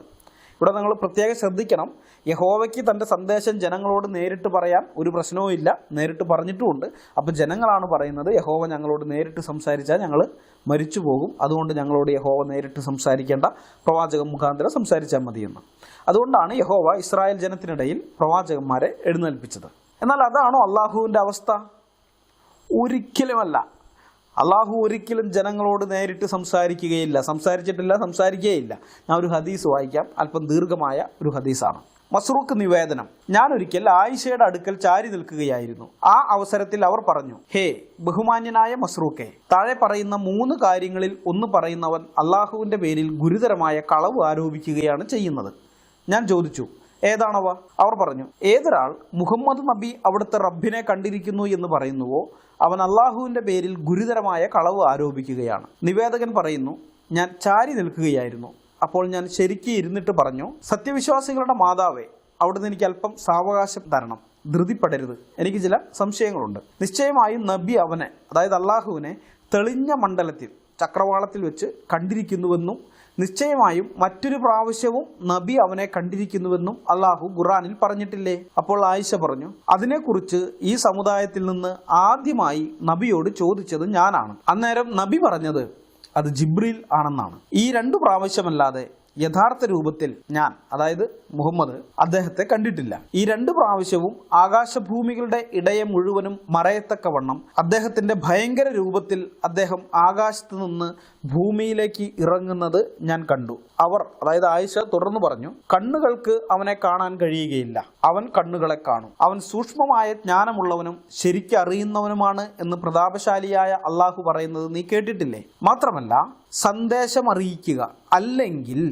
ഒരു മറയ്ക്ക് പിന്നിൽ നിന്നും സംസാരിക്കുക, അല്ലെങ്കിൽ ദൂതനെ അയക്കുക എന്നീ രൂപങ്ങളിലല്ലാതെ യാതൊരു മനുഷ്യനോടും അള്ളാഹു സംസാരിക്കുകയില്ല. അവൻ ഉന്നതനും തത്വജ്ഞാനിയുമാണ് എന്നതുവരെ അള്ളാഹു പറഞ്ഞത് നീ കേട്ടിട്ടില്ലേ? അവർ തുടർന്നു, അതുപോലെ നബി അള്ളാഹുവിന്റെ ഗ്രന്ഥത്തിൽ നിന്ന് വല്ലതും മറച്ചു വെച്ചിരിക്കുന്നുവെന്ന് പറയുന്നവനും അള്ളാഹുവിന്റെ പേരിൽ ഗുരുതരമായ കളവ് ആരോപിക്കുകയാണ്. കാരണം അള്ളാഹു പറയുന്നു, ഹേ നബിയെ, താങ്കളുടെ റബ്ബിൽ നിന്ന് ഇറക്കപ്പെട്ടത് ജനങ്ങൾക്ക് എത്തിച്ചു കൊടുക്കുക. അത് താങ്കൾ ചെയ്തിട്ടില്ലെങ്കിൽ താങ്കൾ ദൗത്യം പൂർത്തിയാക്കിയിട്ടില്ല. ആയിഷ തുടർന്നു, നബിക്ക് അദൃശ്യകാര്യങ്ങൾ അറിയുമെന്ന് വല്ലവനും പറയുകയാണെങ്കിൽ അവനും അള്ളാഹുവിന്റെ പേരിൽ വമ്പിച്ച ഒരു കളവ് ആരോപിക്കുകയാണ്. കാരണം അള്ളാഹു പറയുന്നു, അള്ളാഹു ഒഴികെ ആകാശഭൂമികളിലുള്ള യാതൊരാളും അദൃശ്യകാര്യങ്ങൾ അറിയുകയില്ല. സ്വഹീഹ് മുസ്ലിം വാല്യം 1 ഭാഗം 1 ഹദീസ് നമ്പർ 287. മുഹമ്മദ് ഒരിക്കലും അള്ളാഹുവുമായി നേരിട്ട് ബന്ധം പുലർത്തിയിട്ടില്ല. മുഹമ്മദിനോട് അള്ളാഹു ഒരിക്കൽ പോലും സംസാരിച്ചിട്ടുമില്ല. അള്ളാഹുവിൻ്റെ മലക്ക്, അതായത് മാലാഖ എന്ന് അവകാശപ്പെട്ട ജിബ്രീൽ എന്ന ഒരു ആത്മാവാണ് മുഹമ്മദിന് സന്ദേശം എത്തിച്ചു കൊടുത്തിരുന്നത്. ഈ ജിബ്രീലിനെ മുഹമ്മദ് മാത്രമേ കണ്ടിട്ടുള്ളൂ കേട്ടോ. മുഹമ്മദിൻ്റെ കൂടെയുള്ളവർ ആരും കണ്ടിട്ടില്ല. മുഹമ്മദിന് എഴുതാനും വായിക്കാനും അറിയാതിരുന്നതിനാൽ ജിബ്രീലിൽ നിന്ന് കിട്ടുന്ന സന്ദേശങ്ങൾ എഴുതി വയ്ക്കാൻ വേറെ ആളുകൾ വേണമായിരുന്നു. എഴുതാനും വായിക്കാനും അറിയാത്ത ഒരാളെ പിടിച്ച് അത്ഭുതങ്ങളിൽ അത്ഭുതമായ ഖുർആൻ അവതരിപ്പിക്കാൻ തിരഞ്ഞെടുത്തത് ഇംഗ്ലീഷ് അറിയാത്ത ഒരാളെ പിടിച്ച് ന്യൂയോർക്ക് ടൈംസിൻ്റെ പത്രാധിപരാക്കുന്നത് പോലെയുള്ള മണ്ടത്തരമാണ്. അത് വേറെ കാര്യം. പിന്നെ മണ്ടത്തരം അള്ളാഹുവിന് പുത്തരിയല്ലാത്തത് കൊണ്ട് നമുക്കത് അവഗണിച്ച് വിടാവുന്നതേ ഉള്ളൂ. അള്ളാഹുവിൻ്റെ മണ്ടത്തരങ്ങളെക്കുറിച്ചൊക്കെ സംസാരിക്കാൻ നിൽക്കുകയാണെങ്കിൽ പിന്നെ നമുക്ക് വേറെ ഒന്നിനും സമയം കിട്ടില്ല, ഇതിന് മാത്രമേ സമയം ഉണ്ടാവുള്ളൂ. അപ്പം ഇങ്ങനെ ജിബ്രീലിൽ നിന്ന് മുഹമ്മദിന് ലഭിച്ചു എന്ന് ആരോപിക്കപ്പെടുന്ന സന്ദേശങ്ങളെ എഴുതി വച്ചിരുന്ന ഈ ആളുകളുണ്ടല്ലോ, അവരാണ് ജനങ്ങളെ ഖുർആൻ അറിയിച്ചിരുന്നത്, പഠിപ്പിച്ചിരുന്നത്. ഇവരെ സ്വഹാബിമാരെന്നാണ് വിളിച്ചിരുന്നത്. ഇപ്പോൾ നമ്മൾ അള്ളാഹുവിൽ നിന്ന് ജനങ്ങളിലേക്ക് സന്ദേശമെത്തുന്ന ആ ചങ്ങല ഒന്ന് ക്രമമാക്കിയാൽ അതിങ്ങനെ ഇരിക്കും. 1 അള്ളാഹു, 2 ജിബ്രീൽ, 3 മുഹമ്മദ്, 4 സ്വഹാബിമാർ, 5 ജനങ്ങൾ. അതായത് അള്ളാഹുവിൽ നിന്ന് ജനങ്ങളിലേക്ക് അള്ളാഹുവിൻ്റെ വചനം അല്ലെങ്കിൽ അള്ളാഹുവിൻ്റെ സന്ദേശം എത്തിക്കാൻ ഇടനിലക്കാരായി 3 പേരെ അള്ളാഹുവിന് ആശ്രയിക്കേണ്ടി വന്നു. ജിബ്രീലും മുഹമ്മദും സ്വഹാബിമാരും 3 കൂട്ടരെ ആശ്രയിക്കേണ്ടി വന്നു. ഇതിൽ നിന്ന് നമുക്ക് മനസ്സിലാകുന്നത് അള്ളാഹു തൻ്റെ പ്രവാചകന് സന്ദേശം എത്തിക്കാൻ വേണ്ടി ജിബ്രീലിനെ ആശ്രയിച്ചു എന്നും മുഹമ്മദ് ഈ സന്ദേശം ജനങ്ങളെ അറിയിക്കാൻ വേണ്ടി സ്വഹാബിമാരെ ആശ്രയിച്ചു എന്നുമാണ്. അള്ളാഹുവിനും അള്ളാഹുവിൻ്റെ പ്രവാചകനും ഇടയിൽ ഇടനിലക്കാരനായി ജിബ്രീലുണ്ട്. അള്ളാഹുവിൻ്റെ പ്രവാചകനും ജനത്തിനുമിടയിൽ ഇടനിലക്കാരായി സ്വഹാബിമാരും ഉണ്ട്. ബൈബിളിലെ ദൈവത്തെ പോലെ അള്ളാഹു ഒരിക്കൽ പോലും ജനങ്ങളോട് നേരിട്ട് സംസാരിച്ചിട്ടില്ല. ഒരിക്കലെങ്കിലും അള്ളാഹു അങ്ങനെ സംസാരിക്കുകയും, അതായത് മുഹമ്മദിനോട് അല്ലെങ്കിൽ അവിടെ ഉണ്ടായിരുന്ന മക്കയിലെ അറബികളോട് അല്ലെങ്കിൽ മുസ്ലിങ്ങളോട് മാത്രമാകട്ടെ, അങ്ങനെ ഒരിക്കലെങ്കിലും സംസാരിക്കുകയും ജനങ്ങൾ അത് കേട്ട് ഭയന്ന് വിറച്ച് ഞങ്ങളോട് ഇനി അള്ളാഹു നേരിട്ട് സംസാരിക്കേണ്ട, പ്രവാചക മുഖാന്തരം മുഹമ്മദ് മുഖാന്തരം സംസാരിച്ചാൽ മതി എന്ന് അങ്ങനെ പറയുകയും ചെയ്തിരുന്നെങ്കിൽ ഓക്കെ, നമുക്കത് അംഗീകരിച്ചു കൊടുക്കാമായിരുന്നു. അത് ഓക്കെ, ജനങ്ങൾ പറഞ്ഞിട്ടാണല്ലോ പിന്നെ ഈ ഇടനില ഇതെല്ലാം വന്നിരിക്കുന്നത്. പക്ഷെ അങ്ങനെ ഒരിക്കലും ഉണ്ടായിട്ടില്ല. അള്ളാഹു ഒരിക്കലും അങ്ങനെ ചെയ്തിട്ടില്ല. മനസ്സിലായോ? ഒരിക്കലും അതുണ്ടായിട്ടില്ല. ഇനി അള്ളാഹു തൻ്റെ പ്രവാചകൻ എങ്ങനെയാണ് സന്ദേശം എത്തിച്ചു കൊടുത്തത്?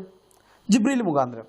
ബൈബിളിലെ ദൈവത്തെ പോലെ സ്വപ്നങ്ങളിലൂടെയോ ദർശനങ്ങളിലൂടെയോ അരുളപ്പാടുകളിലൂടെയോ അല്ലെങ്കിൽ നേരിട്ട് പ്രത്യക്ഷനായോ തൻ്റെ സന്ദേശം പ്രവാചകന് എത്തിച്ചു കൊടുക്കാൻ കഴിയാതെ ഇടയിൽ ജിബ്രീലിനെ ആശ്രയിക്കേണ്ട ഗതികേട് വന്ന അള്ളാഹു പറയുന്നത് താൻ ആരെയും ആശ്രയിക്കാത്ത ആളാണെന്നാണ്. ജിബ്രീലിനെ മാത്രമേ ആശ്രയിച്ചുള്ളൂ എങ്കിൽ പോട്ടേന്ന് വയ്ക്കായിരുന്നു. ജിബ്രീലിനെ മാത്രമേ ആശ്രയിച്ചിരുന്നെങ്കിൽ, അത്യാവശ്യം എഴുത്തും വായനയും അറിയാവുന്ന ഒരുത്തിനെ പിടിച്ച് പ്രവാചകനാക്കിയിരുന്നെങ്കിൽ കുറഞ്ഞത് സ്വഹാബിമാരെ ആശ്രയിക്കേണ്ട ഗതികേടെങ്കിലും അള്ളാഹുവിന് ഒഴിവാക്കാമായിരുന്നു. അതിനുള്ള ബുദ്ധിയും ബോധവും പോലും അള്ളാഹുവിന് ഇല്ലാതെ പോയി.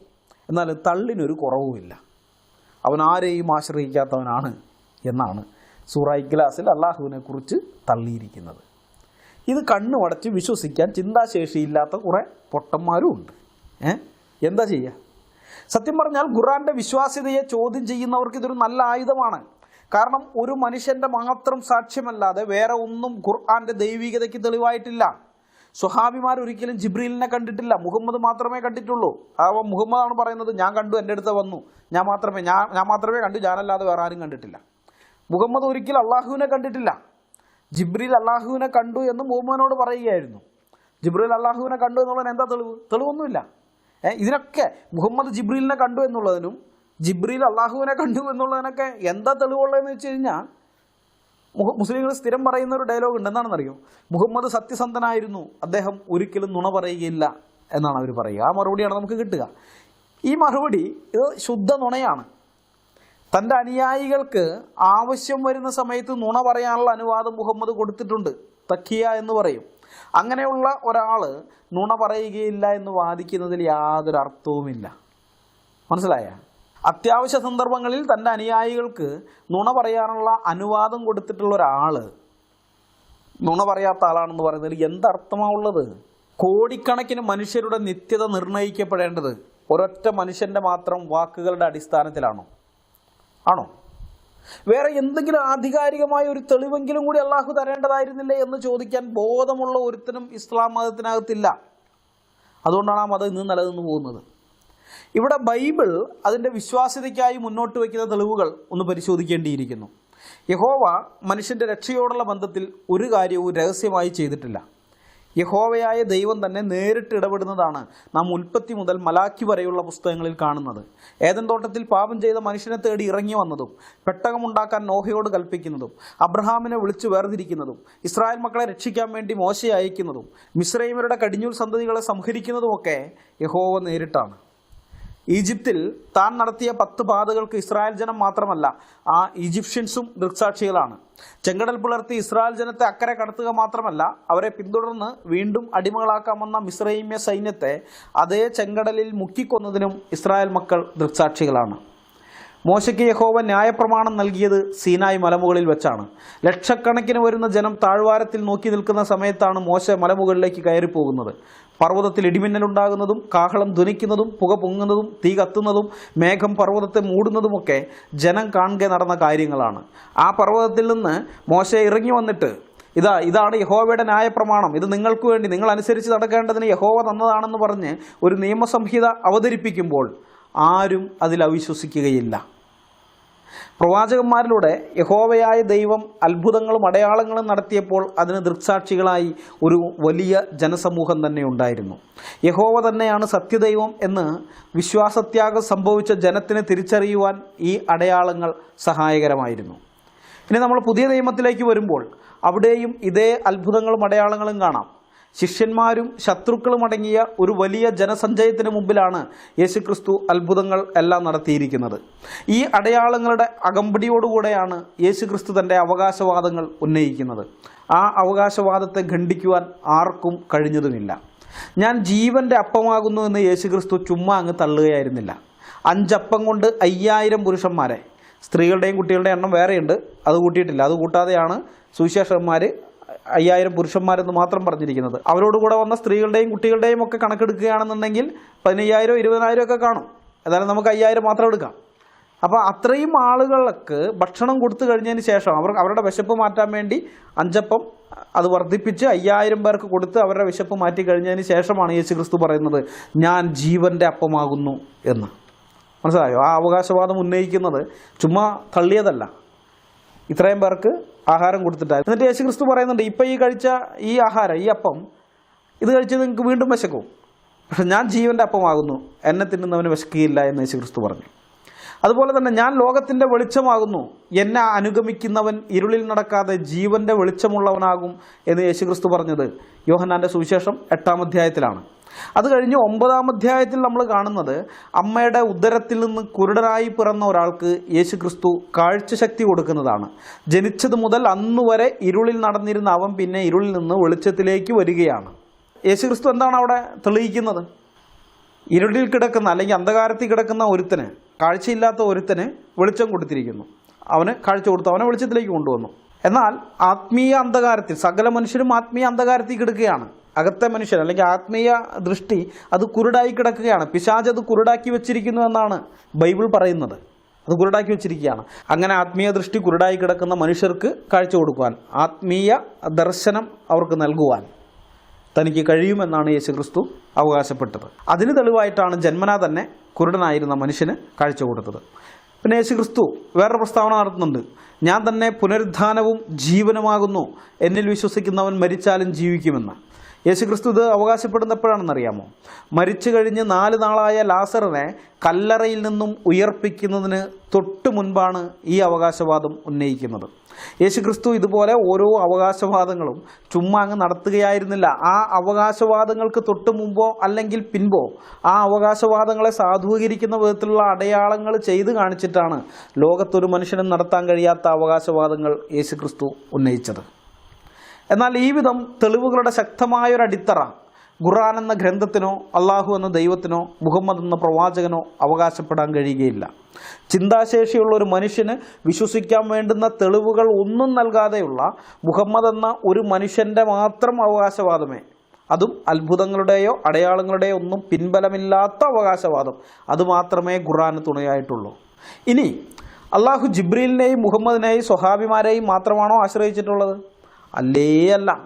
ഇന്ന് വരെ ജീവിച്ചിരുന്ന മുസ്ലിങ്ങളിൽ നിന്നും, ഇപ്പോൾ ജീവിച്ചിരിക്കുന്ന മുസ്ലിങ്ങളിൽ നിന്നും, ഇനി ജനിക്കാൻ പോകുന്ന മുസ്ലിങ്ങളിൽ നിന്നും സഹായം അഭ്യർത്ഥിച്ചുകൊണ്ട് നടക്കുന്ന ഒരു ഭിക്ഷാന്തേഹിയാണ് അള്ളാഹു എന്ന് ഖുർആനിൽ നമുക്ക് കാണാം. ഞാൻ ചില ഖുർആൻ വാക്യങ്ങൾ നിങ്ങളെ വായിച്ച് കേൾപ്പിക്കാം. സൂറ 47:7, സത്യവിശ്വാസികളെ, നിങ്ങൾ അള്ളാഹുവെ സഹായിക്കുന്ന പക്ഷം അവൻ നിങ്ങളെ സഹായിക്കുകയും നിങ്ങളുടെ പാദങ്ങൾ ഉറപ്പിച്ചു നിർത്തുകയും ചെയ്യുന്നതാണ്. സൂറ 47:7. ഇവിടെ പറയുന്നത് ശ്രദ്ധിച്ചോ? മുസ്ലിങ്ങൾ അള്ളാഹുവെ സഹായിക്കുകയാണെങ്കിൽ അള്ളാഹു തിരിച്ചും സഹായിക്കാം എന്നാണ് പറയുന്നത്. ആദ്യം ഞാൻ നിങ്ങളെ സഹായിക്കാം, പകരം നിങ്ങൾ എന്നെ ഒന്ന് സഹായിക്കൂ എന്ന് അള്ളാഹു പറഞ്ഞിരുന്നെങ്കിൽ പോലും ഇത്തിരി അന്തസ്സുണ്ടായിരുന്നു. പക്ഷെ ഖുർആൻ പറയുന്നത് അങ്ങനെയല്ല. ആദ്യം നിങ്ങൾ അള്ളാഹുവിനെ സഹായിക്കുക, നിങ്ങളുടെ സഹായമൊക്കെ കിട്ടി അള്ളാഹു ഇത്തിരി ശക്തിയൊക്കെ പ്രാപിച്ചു കഴിഞ്ഞതിന് ശേഷം നിങ്ങൾക്ക് അള്ളാഹുവിൻ്റെ സഹായം കിട്ടും. ഇതാണ് പറയുന്നത്. മുസ്ലിങ്ങളുടെ സഹായവും നോക്കിയിരിക്കുന്നവനാണ് അള്ളാഹു. ഇനി അടുത്ത ആയത്ത് സൂറ 22:40, യാതൊരു ന്യായവും കൂടാതെ ഞങ്ങളുടെ രക്ഷിതാവ് അള്ളാഹുവാണ് എന്ന് പറയുന്നതിൻ്റെ പേരിൽ മാത്രം തങ്ങളുടെ ഭവനങ്ങളിൽ നിന്ന് പുറത്താക്കപ്പെട്ടവരത്രേ അവർ. മനുഷ്യരിൽ ചിലരെ മറ്റു ചിലരെ കൊണ്ട് അള്ളാഹു തടുക്കുന്നില്ലായിരുന്നുവെങ്കിൽ സന്യാസി മഠങ്ങളും ക്രിസ്തീയ ദേവാലയങ്ങളും യഹൂദ ദേവാലയങ്ങളും അള്ളാഹുവിൻ്റെ നാമം ധാരാളമായി പ്രകീർത്തിക്കപ്പെടുന്ന മുസ്ലിം പള്ളികളും തകർക്കപ്പെടുമായിരുന്നു. തന്നെ സഹായിക്കുന്നതാരോ അവനെ തീർച്ചയായും അള്ളാഹു സഹായിക്കും. തീർച്ചയായും അള്ളാഹു ശക്തനും പ്രതാപിയും തന്നെയാകുന്നു. സൂറ 22:40. ഇവിടെയും പറയുന്നത് നാം മുമ്പ് കണ്ട കാര്യം തന്നെയാണ്. അള്ളാഹുവിനെ ആര് സഹായിക്കുന്നുവോ അവനെ അള്ളാഹു തിരിച്ച് സഹായിക്കും. ആരെങ്കിലും തന്നെ സഹായിക്കാനുണ്ടോ എന്ന് അന്വേഷിച്ച് നടക്കുകയാണ് അള്ളാഹു. ഇനി നമുക്ക് അടുത്ത ആയത്ത് നോക്കാം. സൂറ 57:25. തീർച്ചയായും നാം നമ്മുടെ ദൂതന്മാരെ വ്യക്തമായ ദൃഷ്ടാന്തങ്ങളും കൊണ്ട് അയക്കുകയുണ്ടായി. ജനങ്ങൾ നീതിപൂർവ്വം നിലകൊള്ളുവാൻ വേണ്ടി അവരോടൊപ്പം വേദഗ്രന്ഥവും തുലാസും ഇറക്കി കൊടുക്കുകയും ചെയ്തു. ഇരുമ്പും നാം ഇറക്കിക്കൊടുത്തു. അതിൽ കഠിനമായ ആയോധന ശക്തിയും ജനങ്ങൾക്ക് ഉപകാരങ്ങളുമുണ്ട്. അള്ളാഹുവിനെയും അവൻ്റെ ദൂതന്മാരെയും അദൃശ്യമായ നിലയിൽ സഹായിക്കുന്നവരെ അവന് അറിയാൻ വേണ്ടിയുമാണ് ഇതെല്ലാം. തീർച്ചയായും അള്ളാഹു ശക്തനും പ്രതാപിയുമാകുന്നു. സൂറ 57:25. ഇരുമ്പ് എന്ന ലോഹം അള്ളാഹു സ്വർഗത്തിൽ നിന്നും ഇറക്കിക്കൊടുത്തതാണെന്നാണ് ഖുർആൻ പറയുന്നത്. എന്തിനു വേണ്ടിയാണ് ആ ലോഹം അള്ളാഹു സ്വർഗത്തിൽ നിന്നും ഭൂമിയിലേക്ക് ഇറക്കിക്കൊടുത്തതെന്നറിയാമോ? ഈ ഇരുമ്പ് കൊണ്ട് ആയുധമുണ്ടാക്കി ആ ആയുധം കൊണ്ട് ആരൊക്കെയാണ് അള്ളാഹുവിനെയും അള്ളാഹുവിൻ്റെ ദൂതന്മാരെയും സഹായിക്കുന്നതെന്ന് അള്ളാഹുവിനെ അറിയണം. അതിനുവേണ്ടിയാണ് അള്ളാഹു ആകാശത്ത് നിന്ന് ഇരുമ്പ് ഇറക്കിക്കൊടുത്തതെന്നാണ് ഖുർആൻ പറയുന്നത്. മനസ്സിലായോ? അപ്പം ഇങ്ങനെ മുസ്ലിങ്ങളുടെ സഹായവും പ്രതീക്ഷിച്ച് കാലം കഴിക്കുന്ന അള്ളാഹുവിനെ കുറിച്ചാണ് സൂറ ഇഖ്ലാസിൽ പറയുന്നത് അവൻ ആരെയും ആശ്രയിക്കാത്തവനാണെന്ന്. എന്തൊരു കോമഡിയാണെന്ന് നോക്കുക. അല്പമെങ്കിലും ഒരു ഉളുപ്പ് വേണ്ടേ പറയുന്നതിന്? ഇത്രയെങ്കിലും ഒരു ഉളുപ്പ് വേണ്ടേ? ഖുർആനിൽ അള്ളാഹുവിനെ കുറിച്ച് എന്താണ് പറഞ്ഞിരിക്കുന്നതെങ്കിലും ഒന്ന് വായിച്ച് മനസ്സിലാക്കിയിട്ട് വേണ്ടേ സ്വമതെന്ന വാക്കിന് ഇങ്ങനെയൊക്കെയുള്ള അർത്ഥം കൊടുക്കാൻ? തീർന്നിട്ടില്ല. നമ്മൾ ഇസ്ലാമിക ഗ്രന്ഥങ്ങൾ പരിശോധിച്ചാൽ കാണുന്ന വേറൊരു സംഭവമുണ്ട്. ഈ അള്ളാഹു ഉണ്ടല്ലോ, ഖുർആനിലെ അള്ളാഹു, പുള്ളി ചലിക്കാൻ കഴിയാത്തവനാണ്. എന്ന് വെച്ചാൽ സഞ്ചരിക്കാൻ പറ്റൂലാന്ന്. ഒരു സ്ഥലത്ത് നിന്ന് മറ്റൊരു സ്ഥലത്തേക്ക് അള്ളാഹുവിന് പോകണമെങ്കിൽ മലക്കുകൾ ചുമന്നുകൊണ്ട് പോകണം. അള്ളാഹുവിനെ മാത്രമല്ല, അള്ളാഹു ഇരിക്കുന്ന സിംഹാസനത്തെയും കൂടിയാണ് പാവം മലക്കുകൾ ചുമക്കേണ്ടത്. അള്ളാഹുവിൻ്റെ സിംഹാസനം വെള്ളത്തിൻ്റെ മുകളിലാണ് ഇരിക്കുന്നതെന്ന് ഖുർആനിൽ പറയുന്നുണ്ട്. സൂറ 11:7. 6 ദിവസങ്ങളിലായി അഥവാ ഘട്ടങ്ങളിലായി ആകാശങ്ങളും ഭൂമിയും സൃഷ്ടിച്ചത് അവനത്രേ. അവൻ്റെ അർശ്, അതായത് സിംഹാസനം, വെള്ളത്തിന്മേലായിരുന്നു. നിങ്ങളിൽ ആരാണ് കർമ്മം കൊണ്ട് ഏറ്റവും നല്ലവൻ എന്നറിയുന്നതിന് നിങ്ങളെ പരീക്ഷിക്കുവാൻ വേണ്ടിയത്രേ അത്. സൂറ 11:7. ചിന്തിക്കുന്നവർക്ക് അള്ളാഹുവിൻ്റെ അജ്ഞത ഈ ആയത്തിൽ നിന്ന് മനസ്സിലാകും. മനുഷ്യരിൽ ആരാണ് കർമ്മം കൊണ്ട് ഏറ്റവും നല്ലവൻ എന്നറിയുന്നതിന് വേണ്ടിയാണ് 6 ദിവസങ്ങളിലായി അള്ളാഹു ആകാശങ്ങളും ഭൂമിയും സൃഷ്ടിച്ചതെന്നാണ് ഇവിടെ പറയുന്നത്. 6 അല്ല 60 ദിവസം കൊണ്ട് ആകാശങ്ങളും ഭൂമിയും സൃഷ്ടിച്ചാലും മനുഷ്യരിൽ ആരാണ് നല്ലവൻ അറിയാൻ പറ്റുമോ? അതിന് മനുഷ്യൻ എന്തെങ്കിലും കർമ്മം ചെയ്യുകയല്ലേ വേണ്ടത്. അല്ലാതെ അള്ളാഹു 6 ദിവസം കർമ്മം ചെയ്തിട്ട് വല്ല കാര്യമുണ്ടോ? അള്ളാഹു സൃഷ്ടികർമ്മം നടത്തിയാൽ മനുഷ്യരിൽ നല്ലവൻ എങ്ങനെയാണ് തിരിച്ചറിയാൻ പറ്റുക? ചിന്താശേഷി പണയം വെച്ചിട്ടുള്ളവർക്ക് ഈ ആയത്തെന്തോ വലിയ സംഭവമാണെന്നൊക്കെ തോന്നും. പക്ഷെ സുബോധമുള്ള ഏതൊരാൾക്കും മനസ്സിലാകും ഇത് ഭൂലോക മണ്ടത്തരമാണെന്നുള്ളത്. ഏതായാലും നമ്മളിവിടെ അള്ളാഹുവിൻ്റെ മണ്ടത്തരമല്ല ചർച്ച ചെയ്യുന്നത് എന്നുള്ളത് കൊണ്ട് അത് ഞാൻ വിടുന്നു. ഇവിടെ പറയുന്നത് അള്ളാഹുവിൻ്റെ സിംഹാസനം വെള്ളത്തിന് മുകളിലായിരുന്നു എന്നാണ്. സ്വഹീഹ് ബുഖാരി വോളിയം 6 ബുക്ക് 60 ഹദീസ് നമ്പർ 206 പറയുന്നുണ്ട് അള്ളാഹുവിൻ്റെ സിംഹാസനം വെള്ളത്തിൻ്റെ മുകളിലായിരുന്നു എന്ന്. വല്ല കടലിൻ്റെ നടുവിലായിരിക്കും അള്ളാഹുവിൻ്റെ സിംഹാസനം ഇരിക്കുന്നത്. അവിടെ നിന്ന് കരയിലേക്ക് എങ്ങാനും വരണമെന്നുണ്ടെങ്കിൽ അള്ളാഹുവിന് കപ്പലും ബോട്ടും ഒന്നും ഇല്ലല്ലോ. അതുകൊണ്ട് മലക്കുകൾ അള്ളാഹുവിൻ്റെ സിംഹാസനം ചുമന്നുകൊണ്ട് വരണം. അള്ളാഹുവിൻ്റെ ചുമട്ട് തൊഴിലാളികളാണ് ഈ പാവം മലക്കുകൾ. ഖുർആൻ ആയത്ത് ഞാൻ തരാം. സൂറ 40:7. സിംഹാസനം വഹിക്കുന്നവരും അതിൻ്റെ ചുറ്റിലുള്ളവരും, അതായത് മലക്കുകൾ, തങ്ങളുടെ രക്ഷിതാവിനെ സ്തുതിക്കുന്നതോടൊപ്പം കീർത്തനം നടത്തുകയും അവനിൽ വിശ്വസിക്കുകയും വിശ്വസിച്ചവർക്ക് വേണ്ടി ഇപ്രകാരം പാപമോചനം തേടുകയും ചെയ്യുന്നു. ഞങ്ങളുടെ രക്ഷിതാവേ, നിന്റെ കാരുണ്യവും അറിവും സകല വസ്തുക്കളെയും ഉൾക്കൊള്ളുന്നതായിരിക്കുന്നു. ആകയാൽ പശ്ചാത്തപിക്കുകയും നിന്റെ മാർഗം പിന്തുടരുകയും ചെയ്യുന്നവർക്ക് നീ പുറത്തു കൊടുക്കണമേ. അവരെ നീ നരകശിക്ഷയിൽ നിന്ന് കാക്കുകയും ചെയ്യണമേ. സൂറ 40:7. ഇവിടെ സിംഹാസനം വഹിക്കുന്നവർ എന്ന് കണ്ടോ? അള്ളാഹുവിൻ്റെ സിംഹാസനം ചുമന്നുകൊണ്ട് നടക്കുന്ന മലക്കുകളെ കുറിച്ചാണ് അത് പറയുന്നത്. പാവം മലക്കുകൾ ഈ സിംഹാസനം ചുമന്നുകൊണ്ട് നടക്കുന്നതിനിടെ തന്നെ വേറെ എന്തൊക്കെ കാര്യങ്ങൾ ചെയ്യാനുണ്ടെന്നറിയോ? അള്ളാഹുവിനെ പ്രകീർത്തിക്കണം, അപ്പോൾ തന്നെ ബാക്കിയുള്ള ആൾക്കാർക്ക് വേണ്ടി അള്ളാഹുവിനോട് പ്രാർത്ഥിക്കണം, കുറേ പരിപാടികൾ അവർക്ക് ചെയ്യാനുണ്ട്. ഇനി അതിനിടയിൽ വേറെ കാര്യമുണ്ട്. അള്ളാഹുവിൻ്റെ സിംഹാസനം ഇടയ്ക്കിടയ്ക്ക് ഇങ്ങനെ അങ്ങ് കുലുങ്ങിക്കൊണ്ടിരിക്കും. അപ്പോൾ അത് മുറുക്കി പിടിച്ച് ഉറപ്പിച്ച് നിർത്തണം.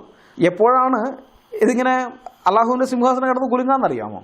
അള്ളാഹുവിൻ്റെ മാർഗത്തിലൊക്കെ കൊല്ലപ്പെടുന്ന ആളുകളുണ്ടല്ലോ, അവരൊക്കെ കൊല്ലപ്പെടുന്ന സമയത്ത് അള്ളാഹുവിൻ്റെ സിംഹാസനം കിടന്ന് കുലുങ്ങും. അള്ളാഹുവിൻ്റെ ദാസനും മഹാദുഷ്ടനുമായിരുന്ന സഅദ് ഇബ്നു മുആദ് മരിച്ചപ്പോൾ അള്ളാഹുവിൻ്റെ സിംഹാസനം കുലുങ്ങിപ്പോയതായി ഹദീസിൽ പറയുന്നുണ്ട്. ജാബിർ പറയുന്നു, തിരുമേനി ഇങ്ങനെ അരുളുന്നത് ഞാൻ കേട്ടിട്ടുണ്ട്. സഅദ് ഇബ്നു മുആദിൻ്റെ മരണം മൂലം ദൈവത്തിൻ്റെ സിംഹാസനം കുലുങ്ങിപ്പോയി. സഹീഹുൽ ബുഖാരി അധ്യായം 61 ഹദീസ് നമ്പർ 1524. ഒരു മനുഷ്യൻ മരിച്ചു കഴിഞ്ഞപ്പോൾ കുലുങ്ങിപ്പോകുന്നത്ര ദുർബലമായ സിംഹാസനത്തിലാണ് അള്ളാഹു ഇരിക്കുന്നത്. അതുകൊണ്ടാണ് എപ്പോഴും മലക്കുകൾ ഇങ്ങനെ ഇത് പിടിച്ചുകൊണ്ടിരിക്കുന്നത്. എങ്ങാനും കുലുങ്ങി അള്ളാഹു എങ്ങാനും താഴെ വീണ് കയ്യും കാലും ഒടിഞ്ഞാലോ. അപ്പോൾ അത് അങ്ങനെയൊന്നും ഉണ്ടാകാതിരിക്കാൻ വേണ്ടിയിട്ടാണ് ഇവരിങ്ങനെ മുറുക്കി പിടിക്കുന്നത്. എത്ര കൂട്ടരാണ് അള്ളാഹുവിൻ്റെ സിംഹാസനം ചുമക്കുന്നത് എന്നുള്ള കാര്യം സൂറ 69:17 പറയുന്നുണ്ട്. മലക്കുകൾ അതിൻ്റെ നാനാഭാഗങ്ങളിലും ഉണ്ടായിരിക്കും. നിന്റെ രക്ഷിതാവിൻ്റെ സിംഹാസനത്തെ അവരുടെ മീതെ അന്ന് 8 കൂട്ടർ വഹിക്കുന്നതാണ്. സൂറ 69:17. 8 കൂട്ടർ ചേർന്ന് ചുമന്നുകൊണ്ട് നടക്കുകയാണ് അള്ളാഹുവിനെ. ഈ പണ്ട് കാലത്ത് തളർവാദ രോഗികളെ ആളുകൾ ചുമന്നുകൊണ്ട് നടക്കുമായിരുന്നല്ലോ, അതുപോലെ ചുമന്നുകൊണ്ട് നടക്കുകയാണ് അള്ളാഹുവിനെ. അള്ളാഹുവിനെ ഒരു സ്ഥലത്ത് നിന്ന് മറ്റൊരു സ്ഥലത്തേക്ക് നീങ്ങണമെങ്കിൽ പോലും ഈ മലക്കുകൾ ചുവന്നു മാറ്റണം. എന്നിട്ടാണ് അള്ളാഹുവിനെ കുറിച്ച് ഖുർആനിൽ ഈ തള്ള്, അവൻ ആരെയും ആശ്രയിക്കാത്തവനാണെന്ന്. ലോകത്ത് ധാരാളം മതങ്ങളുണ്ട്. ആ മതങ്ങളിലെല്ലാം വ്യത്യസ്തമായ ദൈവസങ്കല്പങ്ങളുമുണ്ട്. ഏതെങ്കിലും ഒരു ദൈവസങ്കല്പത്തിൽ ഇങ്ങനെ സ്വയമായി ചലിക്കാൻ പോലും കഴിവില്ലാത്ത ഒന്നിനെ നിങ്ങൾക്ക് കാണാൻ പറ്റുമോ? ഇല്ല, ഒരിടത്തുമില്ല. അത്ര വികൃതമായൊരു ദൈവസങ്കല്പം നിങ്ങൾക്ക് ഇസ്ലാമിൽ മാത്രമേ കാണാൻ പറ്റുള്ളൂ. എന്നിട്ടും തള്ളിനൊരു കുറവുമില്ല. നേരത്തെ ഹദീസിൽ കണ്ടല്ലോ, ഒരു മറയ്ക്ക് പിന്നിൽ നിന്ന് സംസാരിക്കുക അല്ലെങ്കിൽ ദൂതനെ അയക്കുക എന്നീ രൂപങ്ങളിലല്ലാതെ യാതൊരു മനുഷ്യനോടും അള്ളാഹു സംസാരിക്കുകയില്ല എന്ന് ആയിഷ പറയുന്നത്. ആരുടെയും മുമ്പാകെ നേരിട്ട് വരാതെ അള്ളാഹു മറയ്ക്ക് പിന്നിൽ മറഞ്ഞിരുന്നു കൊണ്ട് സംസാരിക്കുന്നതിൻ്റെ കാരണം എന്താണെന്ന് നിങ്ങൾക്കിപ്പോൾ മനസ്സിലായോ? അള്ളാഹു സർവശക്തനാണെന്നൊക്കെ ഡയലോഗ് അടിച്ചിട്ട് അവസാനം നേരിട്ട് കാണുമ്പോൾ എഴുന്നേറ്റ് നിൽക്കാൻ പോലും ത്രാണിയില്ലാതെ തളർന്നു കിടക്കുന്ന വെറും ഒരു അല്പപ്രാണിയാണ് അള്ളാഹു എന്ന് പ്രവാചകന്മാർ മനസ്സിലാക്കിയ നാണക്കേടല്ലേ? അതുകൊണ്ടായിരിക്കണം അള്ളാഹു തൻ്റെ പ്രവാചകന്മാരുടെ ആരുടെയും മുമ്പിൽ പ്രത്യക്ഷപ്പെടാതെ മറയ്ക്ക് പിന്നിൽ മറിഞ്ഞിരുന്നു കൊണ്ട് അല്ലെങ്കിൽ തന്നെ ചുമന്നുകൊണ്ട് നടക്കുന്നവരുടെ കൂട്ടത്തിൽ നിന്നൊരു ദൂതനെ അയച്ചുകൊണ്ട് തൻ്റെ പ്രവാചകന്മാരോട് സംസാരിക്കുന്നത് എന്നൊരാൾ സംശയിച്ചു പോയാൽ അയാളെ നമുക്ക് എങ്ങനെയാണ് കുറ്റപ്പെടുത്താൻ പറ്റുക? പറ്റില്ല. അള്ളാഹു ഒറ്റൊരിക്കപ്പോലും മുഹമ്മദിൻ്റെ അല്ലെങ്കിൽ ഏതെങ്കിലും മനുഷ്യരുടെയും മുമ്പാകെ പ്രത്യക്ഷപ്പെട്ടിട്ടില്ല. അറേബ്യയിൽ ഇഷ്ടംപോലെ ആളുകളുണ്ടായിരുന്നല്ലോ ആ കാലഘട്ടത്തിൽ. ഒറ്റ ഒരു മനുഷ്യൻ്റെ മുമ്പാകെ പോലും അള്ളാഹു പ്രത്യക്ഷപ്പെട്ടിട്ടില്ല. പിന്നെ പ്രത്യക്ഷപ്പെട്ടതായി പറയുന്നുണ്ട്. എവിടെയാണെന്നറിയാമോ? മലക്ക് വന്ന് കഥ പറയും. പണ്ട് മൂസാ നബി ഉണ്ടായിരുന്നല്ലോ, മൂസാ നബിയുടെ മുമ്പാകെ അള്ളാഹു പ്രത്യക്ഷപ്പെട്ടിട്ടുണ്ട്. പണ്ട് ഇബ്രാഹിം നബി ഉണ്ടായിരുന്നല്ലോ, ഇബ്രാഹിം നബിയുടെ മുമ്പാകെ പ്രത്യക്ഷപ്പെട്ടിട്ടുണ്ട്. പണ്ട് ദുൽഖർനൈനി ഉണ്ടായിരുന്നല്ലോ, ദുൽഖർനൈനിയുടെ മുമ്പാകെ. അങ്ങനെ പണ്ട് കാലത്തെ കഥ പറയാണ്. കഥ പറയുമ്പോൾ ജിബ്രീൽ പറയുന്ന ഈ കഥയിലെ ഒരു കഥാപാത്രമായ അള്ളാഹു മറ്റൊരു കഥാപാത്രമായ മൂസാ നബിയുടെ മുമ്പിലോ അല്ലെങ്കിൽ മറ്റൊരു കഥാപാത്രമായ ഇബ്രാഹിം നബിയുടെ മുമ്പിലോ അല്ലെങ്കിൽ മറ്റൊരു കഥാപാത്രമായ ദുൽഖർനൈനിയുടെ മുമ്പിലോ ഒക്കെ പ്രത്യക്ഷപ്പെട്ടിട്ടുണ്ടായിരിക്കും. അതല്ലാതെ മുഹമ്മദിൻ്റെ മുമ്പാകെയോ മുഹമ്മദിൻ്റെ കാലത്ത് ജീവിച്ചിരുന്ന അവിടെ ഉണ്ടായിരുന്ന അറബികളുടെ മുമ്പാകെയോ ഒറ്റ ഒരിക്കൽ പോലും അള്ളാഹു പ്രത്യക്ഷപ്പെട്ടിട്ടില്ല. പ്രത്യക്ഷപ്പെടാതിരിക്കേണ്ട കാരണം ഞാനിപ്പോൾ ഈ പറഞ്ഞു തന്നെ ആയിരിക്കുമല്ല, അല്ലാതെ വേറെ എന്ത് കാരണമാണ്? നിങ്ങൾ പറ, എന്തുകൊണ്ടാണ് പ്രത്യക്ഷപ്പെടാതിരുന്നത്? വലിയ കാര്യത്തിൽ തള്ളുകയാണ്, ഞാൻ സർവശക്തനാണ് എന്നൊക്കെ പറഞ്ഞ് തള്ളുകയും മുഹമ്മദ് നേരിട്ട് കാണുന്ന സമയത്തുണ്ട് ദാണ്ടടാ അവിടെ കിടക്കുന്നു, തളർവാദ രോഗി കിടക്കുന്ന പോലെ അങ്ങനെ അങ്ങ് കിടക്കുകയാണ്, സിംഹാസനത്തിൽ ഇങ്ങനെ അങ്ങ് ചത്തതിനൊക്കുമേ ജീവിച്ചിരിക്കണമെന്നും പറഞ്ഞ് കിടക്കുകയാണ്. അത് കണ്ടു കഴിഞ്ഞാൽ പിന്നെ മുഹമ്മദ് പോലെ അള്ളാഹുവിന് വില വയ്ക്കുമോ? അല്ലെങ്കിൽ തന്നെ മുഹമ്മദിന് വിലയില്ല. പലയിടത്തും കാണാം. പെണ്ണിൻ്റെ കാര്യമൊക്കെ പറഞ്ഞ സമയത്ത് അള്ളാഹു പറഞ്ഞ കൽപ്പനയൊന്നല്ല മുഹമ്മദ് അനുസരിച്ചിട്ടുള്ളത്. അള്ളാഹുവിൻ്റെ കൽപ്പനയൊക്കെ പലവട്ടം മുഹമ്മദ് ലംഘിക്കുന്നുണ്ട്. ദൈവം അനുവദിക്കുകയാണെങ്കിൽ അത് വേറൊരു വീഡിയോ പരമ്പരയായിട്ട് ചെയ്യാൻ ഞാൻ ആഗ്രഹിക്കുന്നുണ്ട്. പുറകെ ഇപ്പോഴുള്ള തിരക്കുകളൊക്കെ കഴിഞ്ഞ് പുറകെ അത് ചെയ്യാമെന്ന് വിചാരിക്കുന്നു. അപ്പോൾ അല്ലെങ്കിൽ തന്നെ അങ്ങനെ വിലയില്ലാതിരിക്കുക. അത് ആ സമയത്ത് പിന്നെ ഈ വിധത്തിൽ കണ്ടു കഴിഞ്ഞാൽ പിന്നെ കാക്കാശിൻ്റെ വില പോലും തരികയില്ല. അതുകൊണ്ടായിരിക്കണം അള്ളാഹു മുഹമ്മദിൻ്റെ മുമ്പാകെ പ്രത്യക്ഷപ്പെടാതിരുന്നതെന്ന് മാത്രമേ നമുക്ക് അനുമാനിക്കാൻ ന്യായം കാണുന്നുള്ളൂ. ഏതായാലും അള്ളാഹു ആരെയും ആശ്രയിക്കാത്തവനാണെന്നുള്ള സൂറ ഇഖ്ലാസിലെ അവകാശവാദം ഇവിടെ ചീട്ടുകൊട്ടാരം പോലെ തകരുന്ന കാഴ്ചയാണ് നാം ഇതുവരെ കണ്ടത്. സ്വന്തമായി ഒരിടത്ത് നിന്ന് മറ്റൊരിടത്തേക്ക് നീങ്ങണമെങ്കിൽ പോലും മലക്കുകളുടെ സഹായം ആവശ്യമുള്ളവനാണ് അള്ളാഹു. സ്വന്തം സന്ദേശം ജനങ്ങളെ അറിയിക്കണമെങ്കിലും ഇടനിലക്കാരായി 3 കൂട്ടരെ ആശ്രയിക്കേണ്ട ഗതികേടിലാണ് അള്ളാഹു ഉള്ളത്. ഇതൊന്നും കൂടാതെ മുസ്ലിങ്ങൾ തന്നെ സഹായിക്കുമെന്ന പ്രതീക്ഷയിൽ മുസ്ലിങ്ങളോട് സഹായവും ചോദിച്ചുകൊണ്ട് സിംഹാസനത്തിൽ ചടഞ്ഞുകൂടി കിടക്കുന്നവനാണ് അള്ളാഹു. അങ്ങനെയുള്ള അള്ളാഹുവിനെ കുറിച്ചാണ് പറയുന്നത് അവൻ ആരെയും ആശ്രയിക്കാത്തവൻ ആണെന്ന്. സുബോധം അല്പമെങ്കിലും അവശേഷിച്ചിട്ടുള്ളവർ അതിന് വല്ല വിലയും കൊടുക്കുമോ എന്ന് നിങ്ങൾ തന്നെ ഒന്ന് ചിന്തിച്ചു നോക്കൂ എൻ്റെ മുസ്ലിം സുഹൃത്തുക്കളെ. ഒരാളൊരു അവകാശവാദം നടത്തുമ്പോൾ ആ അവകാശവാദം അയാൾക്ക് സാധൂകരിക്കാൻ സാധിക്കണം. അള്ളാഹു ആരെയും ആശ്രയിക്കാത്തവൻ ആണെന്നുള്ളത് കേവലം ഒരു അവകാശവാദം മാത്രമാണ്, ഒരു ആരോപണം, അള്ളാഹുവിൻ്റെ മേൽ ഉന്നയിച്ചിരിക്കുന്ന ഒരു ആരോപണം മാത്രമാണ്. മനസ്സിലായോ? അള്ളാഹുവിൻ്റെ മേൽ ആരോപിക്കുകയാണ്. ഇസ്ലാമിക പണ്ഡിതന്മാർ സ്വമദ് എന്ന വാക്കിന് ഇവർക്കറിയില്ല ആ വാക്കിൻ്റെ അർത്ഥം എന്താണെന്ന്. അതുകൊണ്ട് ഇവരെന്ത് ചെയ്യണം, ആ വാക്കിന് ഇങ്ങനെ ഒരു അർത്ഥം കൊടുക്കുകയാണ്. എന്നിട്ട് അള്ളാഹുവിൻ്റെ മേൽ ആരോപിക്കുകയാണ് ആരെയും ആശ്രയിക്കാത്തവനാണ് അള്ളാഹു എന്ന്. പക്ഷെ പ്രായോഗിക തലത്തിൽ ആ അവകാശവാദത്തിലൊരു കഴമ്പില്ല, അത് പൊള്ളയാണ്. കേവലം ചുമ്മാ ആരോപിച്ചെന്ന് മാത്രമേ ഉള്ളൂ. ആ ആരോപണം സത്യമല്ല എന്ന് നമുക്ക് കാണാനായിട്ട് സാധിക്കും. അതുകൊണ്ട് മുസ്ലിം സുഹൃത്തുക്കളെ, നിങ്ങൾ ചിന്തിക്കുക. കാര്യകാരണ ബോധത്തോടെ ചിന്തിക്കാൻ പ്രായമാകുന്നതിന് മുമ്പേ തന്നെ നിങ്ങളുടെ തലച്ചോറിലേക്ക് അടിച്ചു കയറ്റിയിരിക്കുന്ന കാര്യമാണ് അള്ളാഹു ആരെയും ആശ്രയിക്കാത്ത സ്വയം പര്യാപ്തനാണെന്നുള്ളത്. ബുദ്ധി ഉറയ്ക്കാൻ പ്രായമാകുന്നതിന് മുമ്പേ കിട്ടിയ ആ അറിവ് നിങ്ങൾ ഇന്നും ചുമന്നുകൊണ്ട് നടക്കുന്നു എന്നല്ലാതെ അള്ളാഹു അങ്ങനെയുള്ളവൻ തന്നെയാണോ എന്ന് ഒരിക്കലെങ്കിലും നിങ്ങൾ ചിന്തിച്ച് നോക്കിയിട്ടുണ്ടോ? ഉണ്ടോ? ഇല്ല എന്നെനിക്കറിയാം. കാരണം ചിന്തിച്ചിരുന്നെങ്കിൽ നിങ്ങൾ പണ്ടേ ഇസ്ലാം ഉപേക്ഷിച്ച് പോയേനെ. അപ്പോൾ അതുകൊണ്ട് നിങ്ങൾ ഇന്നു മുതൽ ചിന്തിക്കാൻ തുടങ്ങണം. ദൈവമല്ലാത്ത ഒന്നിനെ ദൈവമെന്ന് കരുതി നിങ്ങളുടെ ജീവിതം നിങ്ങൾ എന്തിനാണ് നശിപ്പിച്ചു കളയുന്നത്? അന്യമതക്കാരോടുള്ള വെറുപ്പും വിദ്വേഷവുമല്ലാതെ വേറെ എന്താണ് അള്ളാഹുവും മുഹമ്മദും ഖുർആനും നിങ്ങൾക്ക് സമ്മാനിച്ചിരിക്കുന്നത്? നരകഭീതിയില്ലാതെ ആന്തരിക സമാധാനം നിങ്ങൾക്ക് തരാൻ അള്ളാഹുവിനോ മുഹമ്മദിനോ ഇതുവരെ കഴിഞ്ഞിട്ടുണ്ടോ? ബൈബിൾ പറയുന്നത് തികഞ്ഞ സ്നേഹം ഭയത്തെ പുറത്താക്കി കളയുന്നു എന്നാണ്. പൂർണ്ണ ഹൃദയത്തോടെ ദൈവത്തെ സ്നേഹിക്കാൻ കഴിയുന്നവർക്ക് ഒന്നിനെക്കുറിച്ചും ഭയമുണ്ടാവുകയില്ല. മരണത്തിൻ്റെ മുമ്പിൽ പോലും അവർ പുഞ്ചിരിച്ചുകൊണ്ട് നിൽക്കും. ഖുർആനും ഹദീസുകളും വള്ളിപുള്ളി തെറ്റാതെ അനുസരിക്കാൻ മനസ്സ് വെച്ച ഇസ്ലാമിക് സ്റ്റേറ്റിലെ മുസ്ലിങ്ങളുടെ കൊലക്കത്തിക്ക് മുന്നിൽ ക്രിസ്ത്യാനികൾ പുഞ്ചിരിച്ചുകൊണ്ട് നിന്നതുപോലെ. മനസ്സിലായോ? അപ്പോൾ യേശുക്രിസ്തുവിനെ കർത്താവും രക്ഷിതാവുമായി സ്വീകരിച്ച് ദൈവിക സമാധാനം അനുഭവിച്ച് നിർഭയത്വത്തോടുകൂടെ ജീവിക്കുവാൻ നിങ്ങൾക്ക് സാധിക്കട്ടെ എന്ന പ്രാർത്ഥനയോടെ ഞാൻ ഈ വീഡിയോ ഇവിടെ അവസാനിപ്പിക്കുകയാണ്. അടുത്ത വീഡിയോയുമായി വരുന്നതുവരെ സത്യദൈവവും നിത്യജീവനുമായ യേശുക്രിസ്തു നമ്മളെല്ലാവരെയും കാത്തു സൂക്ഷിക്കുമാറാകട്ടെ. അവിടുത്തെ വിലയേറിയ നാമം മാത്രം എന്നും എന്നേക്കും വാഴ്ത്തപ്പെടട്ടെ. ആമേൻ.